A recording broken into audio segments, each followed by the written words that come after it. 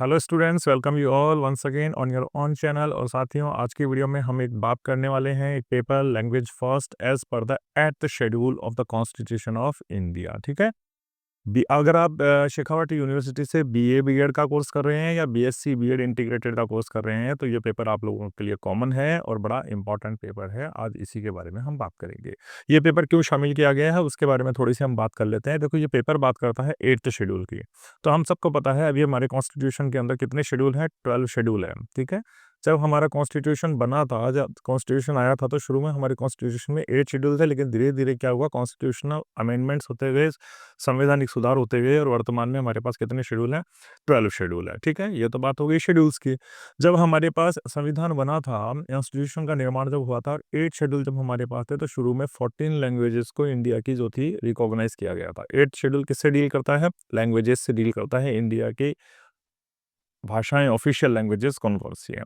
तो 8th schedule जब जारी किया गया था तो उसके अंदर 14 लैंग्वेजेस जो ऐसी थी इंडिया की, उनको रिकॉग्नाइज़ किया गया था। लेकिन धीरे-धीरे कॉन्स्टिट्यूशनल अमेंडमेंट्स होते गए और वर्तमान में एट प्रेज़ेंट में हमारे पास कितनी लैंग्वेजेस को रिकॉग्नाइज़ किया गया है?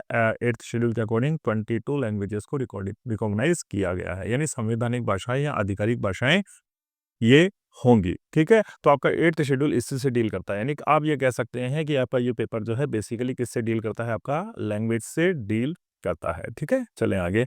अब देखो, लैंग्वेज से डील करता है इसलिए सबसे बड़ा इंपॉर्टेंट आपके लिए हो जाता है लैंग्वेज के बारे में जानना। तो बड़ी इंपॉर्टेंट है, आप लोगों को लैंग्वेज की डेफिनेशन तो आनी ही चाहिए। तो लैंग्वेज की डेफिनेशन क्या होती है उसके बारे में हम बात कर लेते हैं कि language is a structured system of communication using symbols, sounds, gestures और writings to express thoughts and emotions. ठीक है? यदि आपको अपने विचारों को या फिर अपनी भावनाओं को एक्सप्रेस करना है, चाहे वो लिखने के माध्यम से हो, चाहे वो जेस्चर्स यानी शारीरिक हाव-भाव के माध्यम से हो, चाहे वो ध्वनि यानी बोलने के माध्यम से हो, चाहे वो सिंबल्स यानी इशारों के माध्यम से हो, तो आप क्या करते हो? कम्युनिकेट करके इन चीज़ों को बताते हो और वो जो कम्युनिकेशन होता है वो एक स्ट्रक्चर्ड फॉर्मेट में किया जाता है। यानी अगर आपको अपने विचारों को, अपनी भावनाओं को अभिव्यक्त करना है, चाहे वो किसी भी माध्यम से किया जाए, तो आपको किसका इस्तेमाल करना पड़ेगा? एक लैंग्वेज का इस्तेमाल करना पड़ेगा। यानी बिना लैंग्वेज के आप अपनी अभिव्यक्ति नहीं कर सकते हैं। It evolves to adopt the culture and the social change. और ऐसा नहीं है कि लैंग्वेज बड़ा पैसिव सा कंसेप्ट है। लैंग्वेज डायनेमिक कंसेप्ट है। आपकी संस्कृति, कल्चर और आपके सोशल सामाजिक परिवर्तन के साथ-साथ लैंग्वेज भी क्या होती है, उसी के अनुसार डेवलप होती है, उसी के अनुसार ढल जाती है। तो लैंग्वेज क्या है? Language is a dynamic process. Language क्या है? एक डायनामिक प्रोसेस है ना? गतिशील प्रोसेस है, एक हमेशा परिवर्तित होते रहने वाला ये क्या है? प्रोसेस है। ठीक है? तो ये डेफिनेशन बड़ी इंपॉर्टेंट है, आपको याद रखनी है। फिर लैंग्वेज होगा तो लैंग्वेज को किस तरीके से बात करोगे आप? कम्युनिकेशन करोगे किसी दूसरे के साथ। तो कम्युनिकेशन की डेफिनेशन भी आपको आनी चाहिए। कम्युनिकेशन का मतलब क्या होता है? Communication refers to the act of sharing information, concepts, emotions and thoughts among the individuals और ग्रुप। व्यक्ति व्यक्ति समूह में या फिर व्यक्तिगत रूप से किसी से भी बात करता है, अपने विचारों को साझा करता है, अपनी भावनाओं को साझा करता है या फिर किसी सूचना को साझा करता है, तो इसी क्रिया को हम क्या कहते हैं? This thing is called communication. तो कम्युनिकेशन के माध्यम से आप क्या करते हो? व्यक्ति या व्यक्ति समूहों के मध्य अपने इमोशंस को, अपने थॉट्स को, अपने इंफॉर्मेशन को क्या करते हो? शेयर करते हो। It is called communication. अब जब कम्युनिकेशन किया जाता है तो दिस प्रोसेस एनकम्पासेस ट्रांसमिशन। इसमें आप क्या करते हो? ट्रांसमिशन यानी अपनी बातों को दूसरे तक पहुंचाते हो। रिसेप्शन, दूसरों की बातों को स्वयं ग्रहण करते हो। And interpretation of the messages, और जो मैसेज आपको प्राप्त हुए हैं अलग अलग माध्यमों के माध्यम से, चाहे वो मैसेज आपको वर्बल यानी मौखिक प्राप्त हुए हैं, चाहे वो लिखित भाषा में प्राप्त हुए हैं, चाहे वो नॉन वर्बल प्राप्त हुए हैं, चाहे वो फेशियल एक्सप्रेशन से प्राप्त हुए हैं, चाहे वो डिजिटल प्लेटफॉर्म से माध्यम से प्राप्त हुए हैं।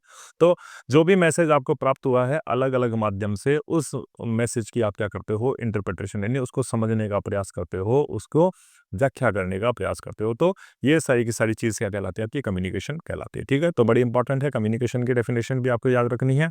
नेक्स्ट हम चलते हैं कॉग्निशन। कॉग्निशन क्या होता है? देखो, cognition is a mental process. Cognition एक मेंटल प्रोसेस होता है। ये छोटी-छोटी डेफिनेशन जो आपको याद रखनी है। देखो, लैंग्वेज हो गई, लैंग्वेज के बाद कम्युनिकेशन हो गया, कम्युनिकेशन के बाद में आपका मेंटल प्रोसेस की बात होगी। कॉग्निशन मेंटल प्रोसेस होता है। इसमें क्या होता है? एक्वायरिंग, किसी जानकारी को प्राप्त करना, प्रोसेसिंग, उसको समझना, स्टोरिंग उसको अपने अंदर बनाए रखना एंड यूजिंग इंफॉर्मेशन, और सूचना जो मिली है उसका उपयोग करना। यानी जो भी कम्युनिकेशन के माध्यम से आपको सूचनाएं मिली है उनको प्राप्त करना, उनकी जानकारी रखना और उनको समझना, यही कॉग्निशन कहलाता है। इसके अंदर क्या क्या चीज़ें शामिल होती है, सच एज परसेप्शन, परसेप्शन यानी धारणा, ठीक है। अटेंशन, ध्यान, आप बिल्कुल अटेंटिव होकर के सुनते हो। मेमोरी, फिर उनको अपनी जानकारी में रखते हो। रीजनिंग और तर्क शक्ति के माध्यम से और प्रॉब्लम सॉल्विंग के माध्यम से और डिसीजन मेकिंग, ये सारी चीज़ें किसके अंदर शामिल होती है, कॉग्निशन। यानी कॉग्निशन एक ऐसी चीज़ है कि जब आप चीज़ों को ग्रहण कर लेते हो, चीज़ों को समझ लेते हो, चीज़ों को स्टोर कर लेते हो और मेमोरी में रख लेते हो, तो फिर ये आपको क्या देती है, आपकी मेमोरी में बनी रहती है, आपको तार्किक क्षमता प्रोवाइड कराती है, आपको निर्णय लेने की क्षमता प्रोवाइड कराती है और आपको समस्या समाधान की सुविधा प्रोवाइड कराता है। कॉग्निशन इनेबल्स इंडिविजुअल, देखो कॉग्निशन का काम क्या है, cognition enables individuals to understand and interact with the world around him.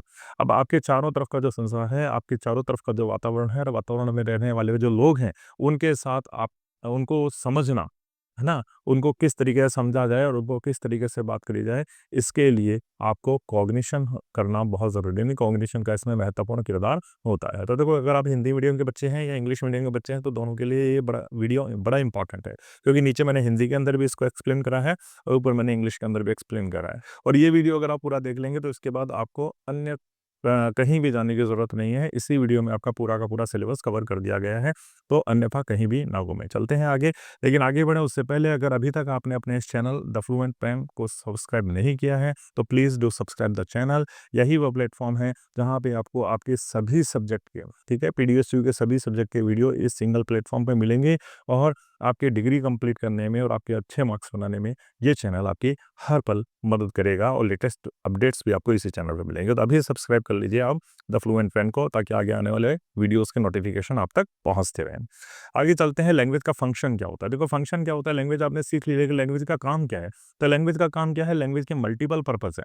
Language serves multiple purpose in human communication and interaction, ठीक है। अगर आप किसी से बात करते हैं या कम्युनिकेशन करते हो, तो language serve the multiple purpose in your life. Some of the key functions are, कुछ लैंग्वेज के फंक्शंस हैं, उनके बारे में फटाफट देख लेते हैं। लैंग्वेज के फंक्शन क्या क्या होते हैं। देखो, सबसे पहला फंक्शन जो है वो कम्युनिकेटिव फंक्शन है। यानी आप किसी के साथ में क्या करते हो, अपनी इन्फॉर्मेशन को साझा करते हो, थॉट्स को साझा करते हो, इमोशन को साझा करते हो, तो आपको किसी लैंग्वेज की जरूरत पड़ेगी। तो ये कम्युनिकेटिव फंक्शन है। When you want to communicate with someone else, तो चाहे वो आप इन्फॉर्मेशन को कम्युनिकेट करो, चाहे वो थॉट्स को कम्युनिकेट करो, चाहे वो इमोशंस को कम्युनिकेट करो, तो उनके लिए आपको किसकी ज़रूरत पड़ेगी, एक लैंग्वेज की ज़रूरत पड़ेगी, ठीक है। दूसरा फंक्शन है इसका एक्सप्रेसिव फंक्शन, अपने विचारों को अभिव्यक्त करना। आपको अपने विचारों को अभिव्यक्त करना है, अपने इमोशंस यानी भावनाओं को अभिव्यक्त करना है, अपनी फीलिंग्स को अभिव्यक्त करना है, तो आपको किसकी ज़रूरत पड़ेगी, एक लैंग्वेज की ज़रूरत पड़ेगी। तो अगर आपको इन सभी चीज़ों को एक्सप्रेस करना है, तो यू नीड ए लैंग्वेज, ठीक है। ये दूसरा फंक्शन हो गया। थर्ड फंक्शन की अगर बात करें तो डायरेक्टिव प्रिंसिपल, अगर आपको किसी को ऑर्डर देना है, किसी को रिक्वेस्ट करना है, यानी कमांड, आप ऑर्डर देते हैं, किसी को रिक्वेस्ट करते हैं या फिर दूसरे किसी को डायरेक्ट करते हैं, तो इसके लिए भी आपको क्या करेगी, एक लैंग्वेज की ज़रूरत पड़ेगी ना। आप किसी से रिक्वेस्ट कर रहे हैं, आप किसी को ऑर्डर दे रहे हैं या किसी को निर्देशित कर रहे हैं कि भैया ये काम इस तरीके से कर ले, तो यू नीड ए लैंग्वेज। तो तीसरा फंक्शन लैंग्वेज का क्या हो गया, डायरेक्टिव फंक्शंस हो गया। चौथे फंक्शन की अगर हम बात करें लैंग्वेज के, तो उसको हम कहते हैं फेटिक फंक्शन। फेटिंग यानी सोशल फंक्शन भी कह सकते हो आप इसका, है ना। सामाजिक वातावरण में आप रहोगे, तो सामाजिक वातावरण में आपको क्या करना पड़ेगा, you need to interact with the people, तो सोशल इंटरेक्शंस करने पड़ेंगे। ग्रीटिंग्स यानी लोगों को अभिवादन करना पड़ेगा, स्मॉल टॉक छोटी मोटी बातें लोगों से करनी पड़ेगी और अपने रिलेशनशिप को मेंटेन करना पड़ेगा। So if you want to do all these things, आपको स्मॉल टॉक्स करनी है, आपको रिलेशनशिप को मेंटेन करना, आपको ग्रीटिंग्स करनी है और आपको इंटरेक्शन करना है, तो भी आपको किसकी जरूरत पड़ेगी, एक लैंग्वेज की जरूरत पड़ेगी। तो it will be called the social function of a language, ठीक है। फिर आता है कॉग्निटिव फंक्शन। कॉग्निटिव फंक्शन क्या है, लैंग्वेज एड्स, लैंग्वेज क्या करती है, लैंग्वेज आपकी थिंकिंग पावर को, आपकी तर्क शक्ति को और आपकी समस्या समाधान करने की शक्ति को भी बढ़ाती है। तो ये इसका कॉग्निटिव पावर हो गया, ठीक है। तो language also help you, language आपको हेल्प करती है, और किस चीज़ में हेल्प करती है, थिंकिंग यानी सोचने की शक्ति बढ़ाती है, रीजनिंग तार्किक क्षमता को बढ़ाती है और प्रॉब्लम सॉल्विंग को बढ़ाती है। ये इसका फंक्शन फंक्शन हो गया। नेक्स्ट है एस्थेटिक फंक्शन। एस्थेटिक यानी पोइट्री, लिटरेचर, स्टोरी टेलिंग, ये सारे क्या है, साहित्य के भाग है। तो इनमें अपनी भावनाओं को, अपने एक्सप्रेशन को कलात्मक ढंग से दर्शाने के लिए भी हमें किसकी ज़रूरत पड़ती है, लैंग्वेज की ज़रूरत पड़ती है। अगर आप कोई पोएट्री लिखते हैं या पोएट्री का वाचन करते हैं, अगर आप लिटरेचर लिखते हैं, साहित्य लिखते हैं, किसी भी प्रकार की कहानी कहते हैं, तो you need A an artistic language. आपको एक आर्टिस्टिक, एक कलात्मक लैंग्वेज की ज़रूरत पड़ती है। उसके बिना आप अपनी जो भी राइटिंग्स होगी उसको क्या नहीं कर पाओगे, एस्थेटिक नहीं कर पाओगे। तो इसको क्या कहते हैं हम, लैंग्वेज का एस्थेटिक फंक्शन कहते हैं, ठीक है। नेक्स्ट चलते हैं, मेटालिंग्विस्टिक फंक्शन, लैंग्वेज का मेटालिंग्विस्टिक फंक्शन भी होता है, यानी language use to discuss, analyse and understand itself. ठीक है, अपने आप को समझने के लिए लैंग्वेज को भी तीन चीज़ों की जरूरत पड़ती है, लैंग्वेज की जरूरत पड़ती है। फिर आ गया रेफरेंशियल फंक्शन। रेफरेंशियल फंक्शन का काम का मतलब क्या होता है? It helps in describing and referring to object. ठीक है, ये टेबल है, ये कुर्सी है, यह पेन है, ठीक है, the pen is on the table, या संसार में कहीं पर युद्ध हो गया, या संसार में किसी प्रकार के कोई घटनाक्रम हो गए, तो इन सबको रेफर करने के लिए यू नीड ए लैंग्वेज। ठीक है, आपको किसी थिंग के बारे में बताना है, थिंग को रेफर करना है, किसी ऑब्जेक्ट को रेफर करना है, वर्ल्ड के किसी इवेंट को रेफर करना है, तो for that reference you need a language. आपको एक लैंग्वेज की जरूरत पड़ेगी, तो इसको हम क्या कहते हैं? लैंग्वेज का रेफरेंशियल फंक्शन कहते हैं। ठीक है, बात समझ में आ गई? तो ये कहते हैं हमारी लैंग्वेज के कुछ फंक्शंस थे, याद रखने हैं, इंपॉर्टेंट है। लैंग्वेज कितने टाइप्स की होती है? ठीक है, लैंग्वेज कितने टाइप्स की होती है, अब इसके बारे में बात करेंगे कि लैंग्वेज के टाइप्स क्या क्या होते हैं, भाषा के प्रकार क्या क्या होते हैं। तो देखो, भाषा के प्रकारों को मैंने कुछ पार्ट्स के अंदर बांटा है। सबसे पहला पार्ट हम कह सकते हैं कि based on the mode of communication, कि आप किस तरीके से बात कर सकते हैं, कौन कौन से तरीके हैं जिनके माध्यम से आप बात कर सकते हैं, उनको हम क्या कहते हैं? Mode of communication. तो मोड ऑफ कम्युनिकेशन बड़ा ईजी सा है, थोड़ा सा आप देखेंगे तो आपके समझ में आ जाएगा। मोड ऑफ कम्युनिकेशन आप बोल करके, है ना, दिन भर में आप क्या करते हैं? अपने साथियों से, अपने दोस्तों से, अपने फैमिली से क्या करते हैं? आप बोल करके बात करते हैं, स्पीक करके बात करते हैं, तो वो क्या हो गया? स्पोकन लैंग्वेज हो गई। यानी अगर आपको किसी से कम्युनिकेशन करना है, तो आप एक माध्यम आपके पास क्या है? You can communicate by speaking to someone else, किसी से आप बोल करके बात कर सकते हैं। ठीक है, साइन लैंग्वेज, अब आप किसी से बोल करके बात नहीं करना चाहते, आप बहुत दूर खड़े हैं या इशारों के माध्यम से बात करेंगे, तो उसको हम क्या कहेंगे? साइन लैंग्वेज करेंगे। साइन लैंग्वेज जो होती है वो नॉन वर्बल होती है, यानी इसमें शब्दों का प्रयोग नहीं होता। आप हाथ के इशारों के माध्यम से, आप संकेतों के माध्यम से, है ना, अपनी बातों को दूसरे तक पहुंचाते हैं। ठीक है, तो ये दूसरा तरीका हो गया आपका टाइप्स ऑफ लैंग्वेज। एक लैंग्वेज आपकी स्पोकन लैंग्वेज हो गई, दूसरी लैंग्वेज आपकी साइन लैंग्वेज हो गई, और तीसरी लैंग्वेज आपकी रिटन लैंग्वेज हो गई। अब देखो, आपने स्पीक स्पीक भी नहीं करना चाहते, आप साइन लैंग्वेज का यूज़ भी नहीं करना चाहते, सिंबल्स जेस्चर्स का यूज़ भी नहीं करना चाहते, तो आप किसी को लिख करके अपनी बात पहुंचा सकते हो। आप किताब लिख सकते हो, आप लेटर लिख सकते हो, आप ईमेल लिख सकते हो, किसी भी माध्यम से लिखावट के अंदर कोई भी डॉक्यूमेंट होगा, that will be called written communication. तो मोड ऑफ कम्युनिकेशन के आधार पे लैंग्वेज कितने टाइप की होगी? लैंग्वेज तीन टाइप की हो गई। ठीक है, एक स्पोकन लैंग्वेज हो गई, एक रिटन लैंग्वेज हो गई, और एक आपकी ये साइन लैंग्वेज हो गई। ठीक है, तो चलते हैं आगे। दूसरा लैंग्वेज का टाइप हम देखेंगे किस पे? पर्पज। पर्पज और यूज़, है ना, हमारे उद्देश्यों को प्राप्त करने के लिए या फिर उपयोग के आधार पे लैंग्वेज को कितने पार्ट्स में प्रोवाइड किया जा सकता है। तो यहाँ पे देखिए, एक फॉर्मल लैंग्वेज होती है, आप ऑफिस में काम करते हैं, आप इंस्टीट्यूशन में काम करते हैं, आप फैक्ट्री में काम करते हैं, आप कॉर्पोरेट में काम करते हैं, तो आपको कुछ रूल्स और रेगुलेशन फॉलो करते हुए लैंग्वेज का प्रयोग करना पड़ता है। तो if the language is following the rules and regulation, it will be called the professional language, और उसी को हम क्या कहते हैं? फॉर्मल लैंग्वेज कहते हैं। ठीक है, तो पर्पज़ के आधार पे लैंग्वेज कौन सी होगी? Formal language. फिर दूसरी आती है आपकी इनफॉर्मल लैंग्वेज। इनफॉर्मल लैंग्वेज कैसे होगी? आप अपने रिश्तेदारों से बात करते हो, अपने फैमिली से बात करते हो, अपने फ्रेंड्स से बात करते हो, अपने साथियों से बात करते हो, ऑफिस में अपने कलीग से बात करते हो। तो आप कोई रूल्स और रेगुलेशंस को फॉलो नहीं करते, आप सिंपल बोलचाल में जैसी बातें करते हो वैसी बातें की जाती है, तो उसको हम क्या कहते हैं? इनफॉर्मल लैंग्वेज कहते हैं। ठीक है, थर्ड आ गई टेक्निकल लैंग्वेज। टेक्निकल मतलब अगर आप कोई आईटी सेक्टर में हो, कोई रोबोटिक सेक्टर के अंदर हो, तो आप क्या करोगे? नॉर्मल लैंग्वेज ना प्रयोग करते हुए टेक्निकल वर्ड्स का प्रयोग करोगे, उसको हम कहते हैं टेक्निकल लैंग्वेज। फोर्थ लैंग्वेज आ गई आपकी लिटरेरी लैंग्वेज। अगर आप क्या करते हो? आर्टिस्टिक एक्सप्रेशंस को अपनी लैंग्वेज में दिखाना चाहते हो, आर्टिस्टिक अभिव्यक्ति करना चाहते हो, कलात्मक अपनी लैंग्वेज को बनाना चाहते हो, तो आप क्या करोगे? कोई साहित्य अगर लिख रहे हो, पोइट्री अगर आप लिख रहे हो, या फिर कोई कहानी कह रहे हो, तो आप किस लैंग्वेज का प्रयोग करोगे? लिटरेरी लैंग्वेज का प्रयोग करोगे। तो पर्पज और यूज के आधार पर लैंग्वेज कितने टाइप की हो गई? इन चार टाइप की हो गई। फॉर्मल लैंग्वेज हो गई, इनफॉर्मल लैंग्वेज हो गई, आपकी टेक्निकल लैंग्वेज हो गई, और लिटरेरी लैंग्वेज हो गई। ठीक है, नेक्स्ट करते हैं based on the structure and origin. अब स्ट्रक्चर के आधार पे लैंग्वेज कितने टाइप की हो सकती है। ठीक है, स्ट्रक्चर के आधार पे लैंग्वेज कितने टाइप की हो सकती है, अब उसको देखना है। देखो, नेचुरल लैंग्वेज और आर्टिफिशियल लैंग्वेज, दो लैंग्वेज हो गई आपके पास। कौन कौन सी लैंग्वेज हो गई? एक तो होगी नेचुरल लैंग्वेज, और एक आर्टिफिशियल लैंग्वेज हो गई है। ठीक है, तो आप देखो, स्ट्रक्चर के आधार पे एक नेचुरल लैंग्वेज, एक आर्टिफिशियल लैंग्वेज। नेचुरल लैंग्वेज की बात करें तो देखो, बचपन से ही जो आप सीखते आ रहे हैं, बचपन से जो हम आराम से सीख लेते हैं, हम हिंदी बैकग्राउंड में तो हिंदी सीख लेते हैं, इंग्लिश बैकग्राउंड में तो इंग्लिश सीख लेते हैं, और तमिल बैकग्राउंड में है तो तमिल सीख लेते हैं। तो जो नेचुरली हमारे पास आ जाएगी, उसको हम क्या कहेंगे? नेचुरल लैंग्वेज कहेंगे। दूसरी आर्टिफिशियल लैंग्वेज जो हमारी नहीं होती है और हम नेचुरल तरीके से नहीं सीखते, जैसे प्रोग्रामिंग लैंग्वेज हो गई, आप कंप्यूटर की कोई भाषा जैसे पाइथन हो गई, जावा हो गई, सी प्लस प्लस हो गई, है ना। इन तरीके की लैंग्वेज आप सीखते हो तो इसको प्रोग्रामिंग लैंग्वेज कहते हैं, जो प्रोग्राम को बेसिकली बनाने के लिए यूज़ में की जाती है। दूसरी होगी कंस्ट्रक्टेड लैंग्वेज, जिसको आप खुद निर्मित करते हो, जैसे एस्पेरेंटो जो एक लैंग्वेज है वो कंस्ट्रक्टेड लैंग्वेज है, ठीक है। तो ये याद रखना है, स्ट्रक्चर के आधार पर आपकी कितनी लैंग्वेज हो गई, 2 लैंग्वेज हो गई। नेक्स्ट, समाज में रोल प्ले के आधार पे, समाज में यानी सोसाइटी के अंदर किस तरीके से आप लैंग्वेज को यूज़ करते हो उसके आधार पे भी हम लैंग्वेज को डिवाइड कर सकते हैं। और ये देखो, पहली समाज में सोसाइटी में आप लैंग्वेज किस तरीके से ग्रहण करते हो। तो देखो, पहली फर्स्ट लैंग्वेज होती है द नेटिव लैंग्वेज। आप जब आते हो बाई बर्थ, आपको एक लैंग्वेज गिफ्ट में मिलती है, यानी अपने पेरेंट्स से जो आप सीखते हो, that will be called the first language. Second language, जब आप एजुकेशन या शिक्षा ग्रहण करने के लिए when you went to the schools, जब आप स्कूल में गए थे, तो आपको एक सेकंड लैंग्वेज सिखाई गई थी। जैसे मान लो आपने हिंदी लैंग्वेज फर्स्ट लैंग्वेज अपने माता-पिता से सीख ली, तो इंग्लिश में गए तो एक एजुकेशन पर्पज़ से आपको इंग्लिश लैंग्वेज सिखाई गई। फिर ऑफ़िशियल लैंग्वेज सीखनी पड़ती है, यानी सर्टेन रूल्स और रेगुलेशंस को फ़ॉलो करते हुए आपको ऑफ़िस में काम करने के लिए उस लैंग्वेज को इस्तेमाल करना पड़ता है।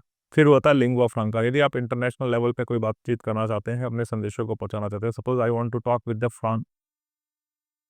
French people.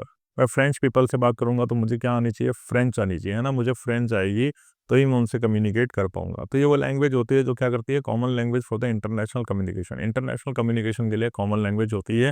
जैसे मान लो सपोज़ इंग्लिश ही एक ऐसी है, तो इंग्लिश से आप क्या कर सकते हैं? अपने आप को ग्लोबली कनेक्ट कर सकते हो। तो सोसाइटी में, जिस सोसाइटी में आप ले रहे हो, उस सोसाइटी में लैंग्वेज के फंक्शंस के आधार पे इसको डिज़ाइन किया जाता है, डिवाइड किया जा सकता है कितने पार्ट्स में? 4 पार्ट्स में। एक फर्स्ट लैंग्वेज हो गई, एक सेकंड लैंग्वेज हो गई, एक ऑफिशियल लैंग्वेज हो गई, तो होता लिंगुआ फ्रैंका, यानी इंटरनेशनल लैंग्वेज हो गई। बाइलिंगुअलिज्म बड़ा इंपॉर्टेंट है। बाइलिंगुअलिज्म जिसको हम क्या कहते हैं? द्विभाषावाद कहते हैं। बाइलिंगुअलिज्म यानी द्विभाषावाद। अब ये बाइलिंगुअलिज्म में क्या होता है? देखो, शुरू से हमें एक लैंग्वेज का तो नॉलेज होता है, लेकिन bilingualism refers to the ability of individual और a community to speak and understand two language fluently. अगर आपको 2 भाषाओं का ज्ञान है, 2 भाषाओं को आप बढ़िया तरीके से समझ भी पा रहे हो, बोल भी पा रहे हो फ्लुएंटली, तो आप एक बाइलिंगुअल पर्सन हो, ठीक है? तो bilingualism refers to the ability of an individual और ए कम्युनिटी टू स्पीक और understand the two language frequently. अगर आपको 2 भाषाओं का ज्ञान है, 2 भाषाओं की समझ रखते हो, 2 भाषाओं को फ्लुएंटली बोल सकते हो, तो इसी को हम क्या कहते हैं? बाइलिंगुअलिज्म कहते हैं। It can occur naturally in multilingual society. अगर आप एक ऐसे समाज में रह रहे हैं जहाँ पे मल्टीलिंगुअल यानी बहुत सारी भाषाओं को बोलने वाले लोग रहते हैं, तो आपके पास नेचुरली आ जाएगी ये चीज़।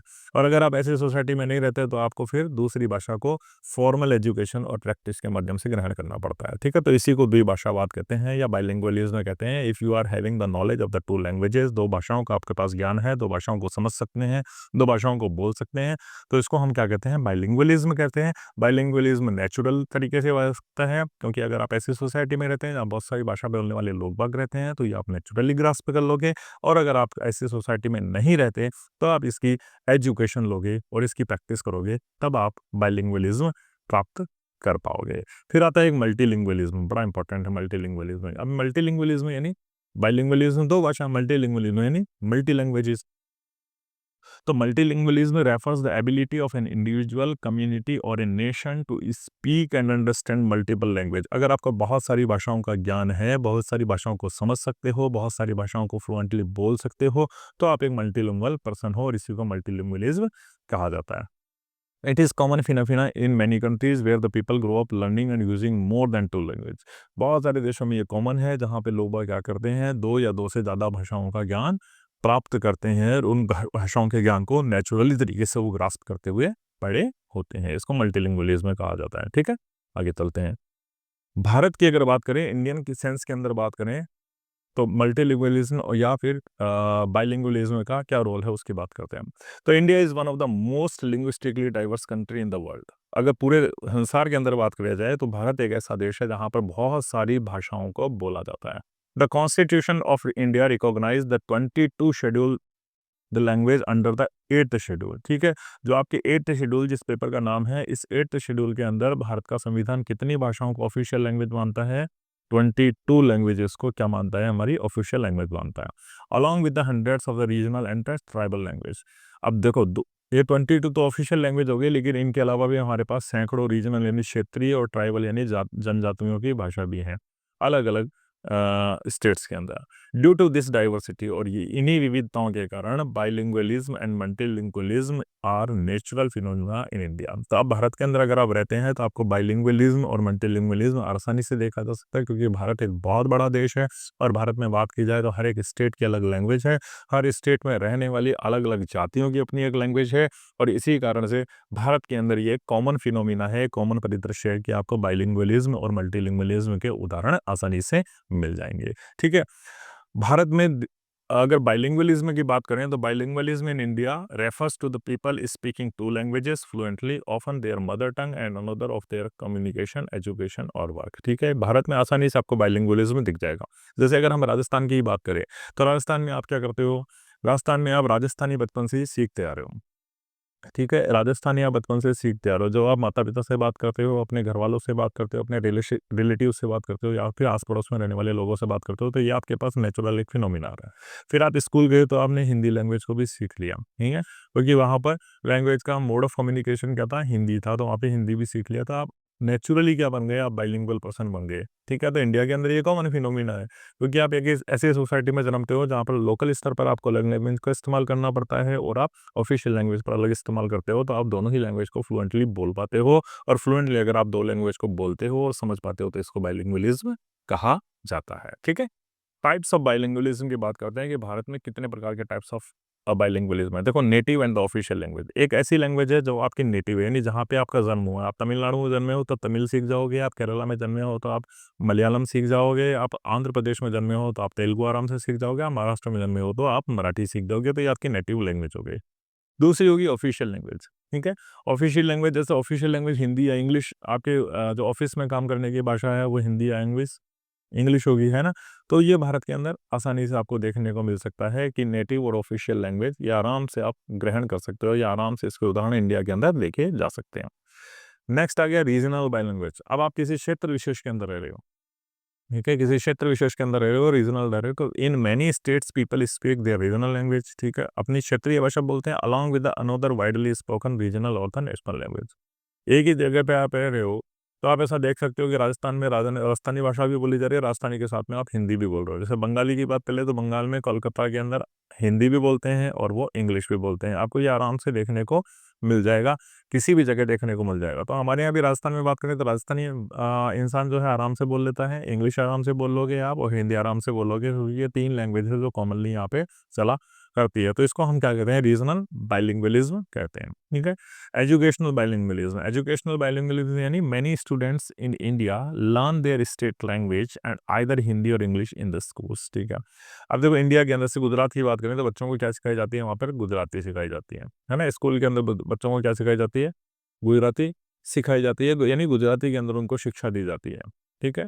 और दूसरी उनको हिंदी या इंग्लिश के अंदर से एक लैंग्वेज सिखाई जाती है ताकि वो अपने एजुकेशन को आगे कैरी ऑन कर पाएँ। तो इसको हम क्या कहते हैं? एजुकेशनल बाइलिंगुअलिज्म कहते हैं। जब एजुकेशन के अंदर 2 भाषाओं का ज्ञान प्राप्त किया जाता है या 2 भाषाओं के माध्यम से शिक्षा को दिया जाता है, तो it is called educational bilingualism, ठीक है? तो अब मल्टीलिंगुअलिज्म की बात कर लेते हैं। तो मल्टीलिंगुअलिज्म क्या है? India is a multilingual society, अभी बताया था मैंने। Where many people understand and use more than 2 language in daily life. जहाँ पर इंसान क्या करते हैं, भारत के अंदर 2 या 2 से ज़्यादा लैंग्वेजेस को इंसान आराम से समझते हैं और इंसान से बोल भी लेते हैं, उसी को हम मल्टीलिंगुअलिज्म कहते हैं, और इंडिया के अंदर ये बड़ा साधारण सा विषय है।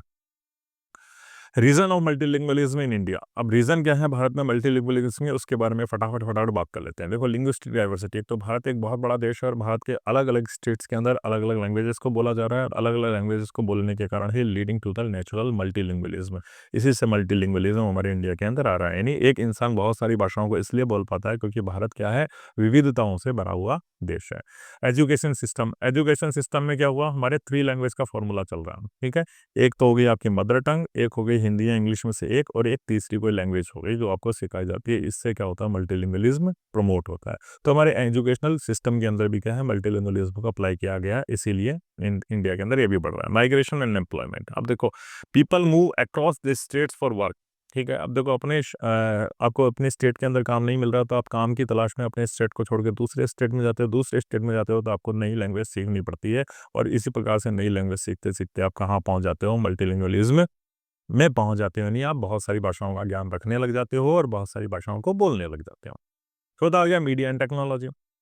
Movies, TV, social media expose people to the multiple language. अब देखो, आप मूवीज देखते हो, आप हॉलीवुड भी देखते हो, आप तमिल मूवी भी देखते हो, आप तेलुगु मूवी भी देख लेते हो, आप सोशल मीडिया प्लेटफॉर्म यूज करते हो, तो आपको बहुत सारी भाषाओं से यू गेट इन टच, आपका टच आता है, तो आपका इंटरेस्ट भी आता है। उसके बाद आप बहुत सारे लोगों को देख सकते हो कि वो पंजाबी बोलते हैं, ठीक है, जबकि उनका कोई पंजाबी का बैकग्राउंड नहीं है, लेकिन पंजाबी में एक ऐसी कशिश होती है कि वो अपने तरफ लोगों को खींच लेती है, तो वो पंजाबी बोलते हैं। लोग उर्दू बोलते हुए आपको दिख जाते हैं, जबकि उनकी ना तो नेटिव टंग है, ना ही उनको स्कूल में सिखाई गई। तो ये मीडिया और टेक्नोलॉजी एक ऐसी चीज़ है जिसके कारण people get in touch with the new languages and they try to learn that new language. Next, Bharat में क्या-क्या बेनिफिट्स हो सकते हैं? What are the advantages of bilingualism and multilingualism in India? अब इनको देख लेते हैं। देखो, अगर आप बाइलिंगुअल हैं, if you are a bilingual person और the multilingual person, then you can have the better communication, ठीक है? Helps in interacting with people from the different linguistic background. If you are multilingual, you can easily talk with the people who is not of the same native language of which you are। आप जिस native language के हैं, अगर दूसरा व्यक्ति उस native language का नहीं है, और लेकिन आप मल्टीलिंगुअल हैं, तो आप उसके साथ क्या कर पाएंगे? बेटर कम्युनिकेशन कर पाएंगे, क्योंकि आपको उसकी भाषा आती है। कॉग्निटिव बेनिफिट्स, इससे आपकी मेमोरी को एनहेंस में मिलता है, प्रॉब्लम सॉल्विंग की समस्या यानी समस्या समाधान की क्षमता आपके अंदर आती है, और आपकी क्रिएटिविटी को भी ये इनहेंस करती है अगर आप मल्टीलिंगुअल या बाइलिंगुअल है तो। Career opportunities, knowing multiple languages increase job prospects in government, business and tourism। ठीक है, अब क्या करते हो? देखो, अगर आपको बहुत सारी भाषाओं का ज्ञान है, तो आपके पास अलग अलग स्टेट्स की गवर्नमेंट में आपके लिए जॉब है। बढ़िया बिजनेस कर सकते हैं आप अलग अलग स्टेट्स के साथ में। टूरिज्म यानी पर्यटन में भी आपके पास बहुत सारे ऑप्शंस क्रिएट हो जाते हैं। करियर अपॉर्चुनिटीज़ को बढ़ाता है अगर आप बाइलिंगुअलिज्म और मल्टीलिंगुअलिज्म को फॉलो करते हैं। कल्चरल अवेयरनेस, अब देखो, कल्चरल अवेयरनेस अपने आप आ जाएगी। जैसे हाँ, आप स्वयं अपनी भाषा को नहीं बोल रहे हो, दूसरी भाषा का ज्ञान आपके पास है, तो आप दूसरी भाषा को समझ सकते हो, और उसके प्रति क्या करते हो? आप रेस्पेक्ट को दर्शाते हो, और दूसरों के ट्रेडिशनली परंपराओं का सम्मान भी आप करते हैं, क्योंकि दूसरी भाषा का अगर आपको ज्ञान होगा, तो दूसरी भाषा की आप संस्कृति से भी परिचित होंगे, दूसरी भाषा के लोगों से भी परिचित होंगे, उनके मैनर्स, उनके तौर तरीकों से भी परिचित होंगे, और उनको बेहतर तरीके से समझ पाएंगे। तो कल्चरल अवेयरनेस को भी मल्टीलिंगुअलिज्म या बाइलिंगुअलिज्म प्रमोट करता है। नेशनल इंटीग्रेशन बहुत ज़रूरी है। अगर आप मल्टीलिंगुअलिज्म में बहुत सारी भाषाओं का ज्ञान प्राप्त करता है, तो maintain the university in a diverse country like India. Bharat एक ऐसा देश है, विविधताओं से भरा हुआ देश है। हर कदम पर यहाँ पर नई लैंग्वेज देखने को मिल जाएगी, और हर स्टेट में आपको अच्छे अच्छे लोग अच्छी अच्छी परंपराओं के साथ में और अच्छी अच्छी लैंग्वेज के साथ में दिखाई देंगे। तो अगर आप मल्टीलिंगुअलिज्म हो, तो आप देश की यूनिटी को भी क्या करते हो? मेंटेन करने में मदद करते हैं, ठीक है? लेकिन मल्टीलिंगुअलिज्म को कौन-कौन सी चुनौतियाँ हैं, कौन-कौन से हमारे सामने अवरोध हैं? तो सबसे पहले language barriers. Some people may struggle to communicate in the region where their language is not spoken, ठीक है? सबसे बड़ी प्रॉब्लम तो यही है कि आप दूसरे स्टेट में चले गए, जहाँ आपकी लैंग्वेज नहीं बोली जाती है, तो सबसे पहली तो समस्या आपके सामने वही आ गई, क्योंकि आपको दूसरे स्टेट की लैंग्वेज नहीं आती है। तो ये लैंग्वेज बैरियर है। प्रेफ़रेंस फॉर वन लैंग्वेज, देखो कुछ ऐसा होता है, some languages like Hindi and English are more dominant, ठीक है? अगर हम हमारी भी संविधान ने जो 22 लिस्ट दी है, उस 22 में से भी अगर हम मोर इम्पोर्टेंट की लैंग्वेज की बात करें, तो हमारे पास कौन सी लैंग्वेज निकल के आएगी? हिंदी और इंग्लिश, जो इंडिया में मोस्ट प्रोबेबली बोली जाती है। तो ये 2 लैंग्वेज क्या है? डोमिनेट कर रही है। और इसीलिए जो छोटी-छोटी जो भाषाएँ हैं, जो रीजनल लैंग्वेज, जो क्षेत्रीय भाषाएँ हैं, उनका अस्तित्व खतरे के अंदर आता जा रहा है, या उनको नहीं बोला जा रहा। तीसरा आ गया educational complexity. Learning multiple language can challenging for students. अब देखो, स्टूडेंट्स भी कितना सीखेगा? स्टूडेंट्स भी अगर 2, 3, 4, 5 भाषाओं को सीखता है, तो it will create a burden upon him. उसके ऊपर भी ये बर्डन क्रिएट करता है, और he might not be interested in learning the new language. वो नई लैंग्वेज को सीखने में शायद अपना रुचि भी ना ले। तो ये एजुकेशनल कॉम्प्लेक्सिटी कहलाती है। Political issue, language based conflicts arise in some region. हम देखते हैं भाषा को लेकर के बहुत सारे हमारे यहाँ क्या होते हैं, बहुत सारे टकराव भी आपको देखने को मिलते हैं। जैसे साउथ में अगर लैंग्वेज गवर्नमेंट कहती है साउथ के अंदर हिंदी को भी प्रमोट करो, तो दे डिनाई, वो डिनाई करते हैं, because they prefer their local language there, ठीक है? तो आपको ये पॉलिटिकल इशू भी देखने को पड़ जाएंगे, देखने को मिल जाएंगे इंडिया के अंदर। इसीलिए शायद बहुभाषावाद या मल्टीलिंगुअलिज्म हमारे इंडिया के अंदर प्रमोट नहीं हो पा रहा है। भाषा को सीखना, देखो भाषा को किस तरीके से सीखा जा सकता है, उसकी बात करते हैं। भाषा का सीखना जो होता है, language learning is a process of acquiring the ability to understand, speak, read and write a new language. अगर आप किसी नई भाषा को राइट यानी लिख सकते हैं, रीड कर सकते हैं, स्पीक कर सकते हैं, या फिर समझ सकते हैं, तो आप लैंग्वेज सीख रहे हैं। इट कैन हैपन नेचुरली, ये नेचुरली भी आपके साथ हो सकता है, as in the case of first language acquisition. जिस प्रकार से पहली भाषा जो आपकी होती है, आप जिस भी क्षेत्र में रह रहे हैं और उस क्षेत्र विशेष की जो भाषा होती है उसके लिए आपको कोई फॉर्मल एजुकेशन लेने की ज़रूरत नहीं है। वो अपना उस सोसाइटी के माध्यम से आप सीख जाते हैं, लिखना सीख जाते हैं, पढ़ना सीख जाते हैं और बोलना सीख जाते हैं और समझना सीख जाते हैं। और through the formal education and practice when learning in A second और फॉरेन लैंग्वेज। ठीक है, अब आगे चलते हैं। देखो, किसी भी भाषा को सीखने के ये हमारे पास 4 चरण हैं और ये आपको याद रखने हैं। भाषा किस तरीके से सीखी जाती है? भाषा सीखने का एक क्रम होता है LSRW, ठीक है? सबसे पहले लिसनिंग होती है, यानी किसी भाषा को सीख करके आप सीखो। फिर एस हो गया, एस का मतलब स्पीकिंग हो गई। सबसे पहले भाषा को क्या किया जाता है? सुना जाता है, उसके बाद भाषा को स्पीक यानी बोला जाता है। आर यानी फिर हो गया रीडिंग, फिर उस भाषा को पढ़ना सीखो और सबसे लास्ट में आता है आपका राइटिंग, ठीक है? फिर आप उस भाषा को लिखना सीखो। तो कोई भाषा अगर आप सीखोगे तो उसका एक काम होता है, ये आपको याद रखना है। भाषा किस तरीके से सीखी जाती है? LSRW, listening, speaking, reading and writing, ठीक है? आगे चलते हैं। टाइप्स ऑफ लैंग्वेज, भाषा सीखने के प्रकार क्या होते हैं? टाइप्स ऑफ लैंग्वेज लर्निंग, भाषा सीखने के कौन-कौन से प्रकार होते हैं? फटाफट देख लेते हैं, इनके बारे में बात करते हैं। बड़े आसान-आसान सी चीज़ है। फर्स्ट लैंग्वेज मैंने बता दिया। नेचुरली आपके पास आ जाती है, मदर टंग से आपके पास आ जाती है। आप अपने आसपास की बातों को सुनते हैं, अपने आसपास के लोगों को बात करते हुए, इंटरेक्शन करते हुए सुनते हैं, तो आप आराम से इसको सीख लेते हैं। जैसे child in India learns the Hindi, Tamil and Bengali at home. Bharat के अंदर आराम से सीख जाता है हिंदी, तमिल और बंगाली। आप जिस भी क्षेत्र से बिलॉन्ग करते हैं, वहाँ की भाषा को आराम से अपना आप सीख जाते हैं। सेकंड लैंग्वेज क्या होता है? फर्स्ट लैंग्वेज आपने प्राप्त कर लिया, बात स्कूल गए, तो स्कूल जाकर के आप सेकंड लैंग्वेज सीखोगे, ठीक है? And India student learning English in school, school में से इंडिया का कोई भी स्टूडेंट है, उसने फर्स्ट लैंग्वेज तो घर पे सीख ली, लेकिन सेकंड लैंग्वेज जो इंग्लिश है, वो कहाँ जाके सीखेगा? वो स्कूल में जाकर के सीखता है। नेक्स्ट, फॉरेन लैंग्वेज का मतलब क्या? विदेशी भाषा को सीखना। तो a language that is not commonly स्पोकिंग in the learners country, आपके देश में जो भाषा नहीं बोली जाती है उस भाषा को सीखना। जैसे भारत का कोई व्यक्ति है, वो फ्रेंच या जर्मन भाषा सीखेगा if he want to communicate in that particular country और with the people of that country, ठीक है?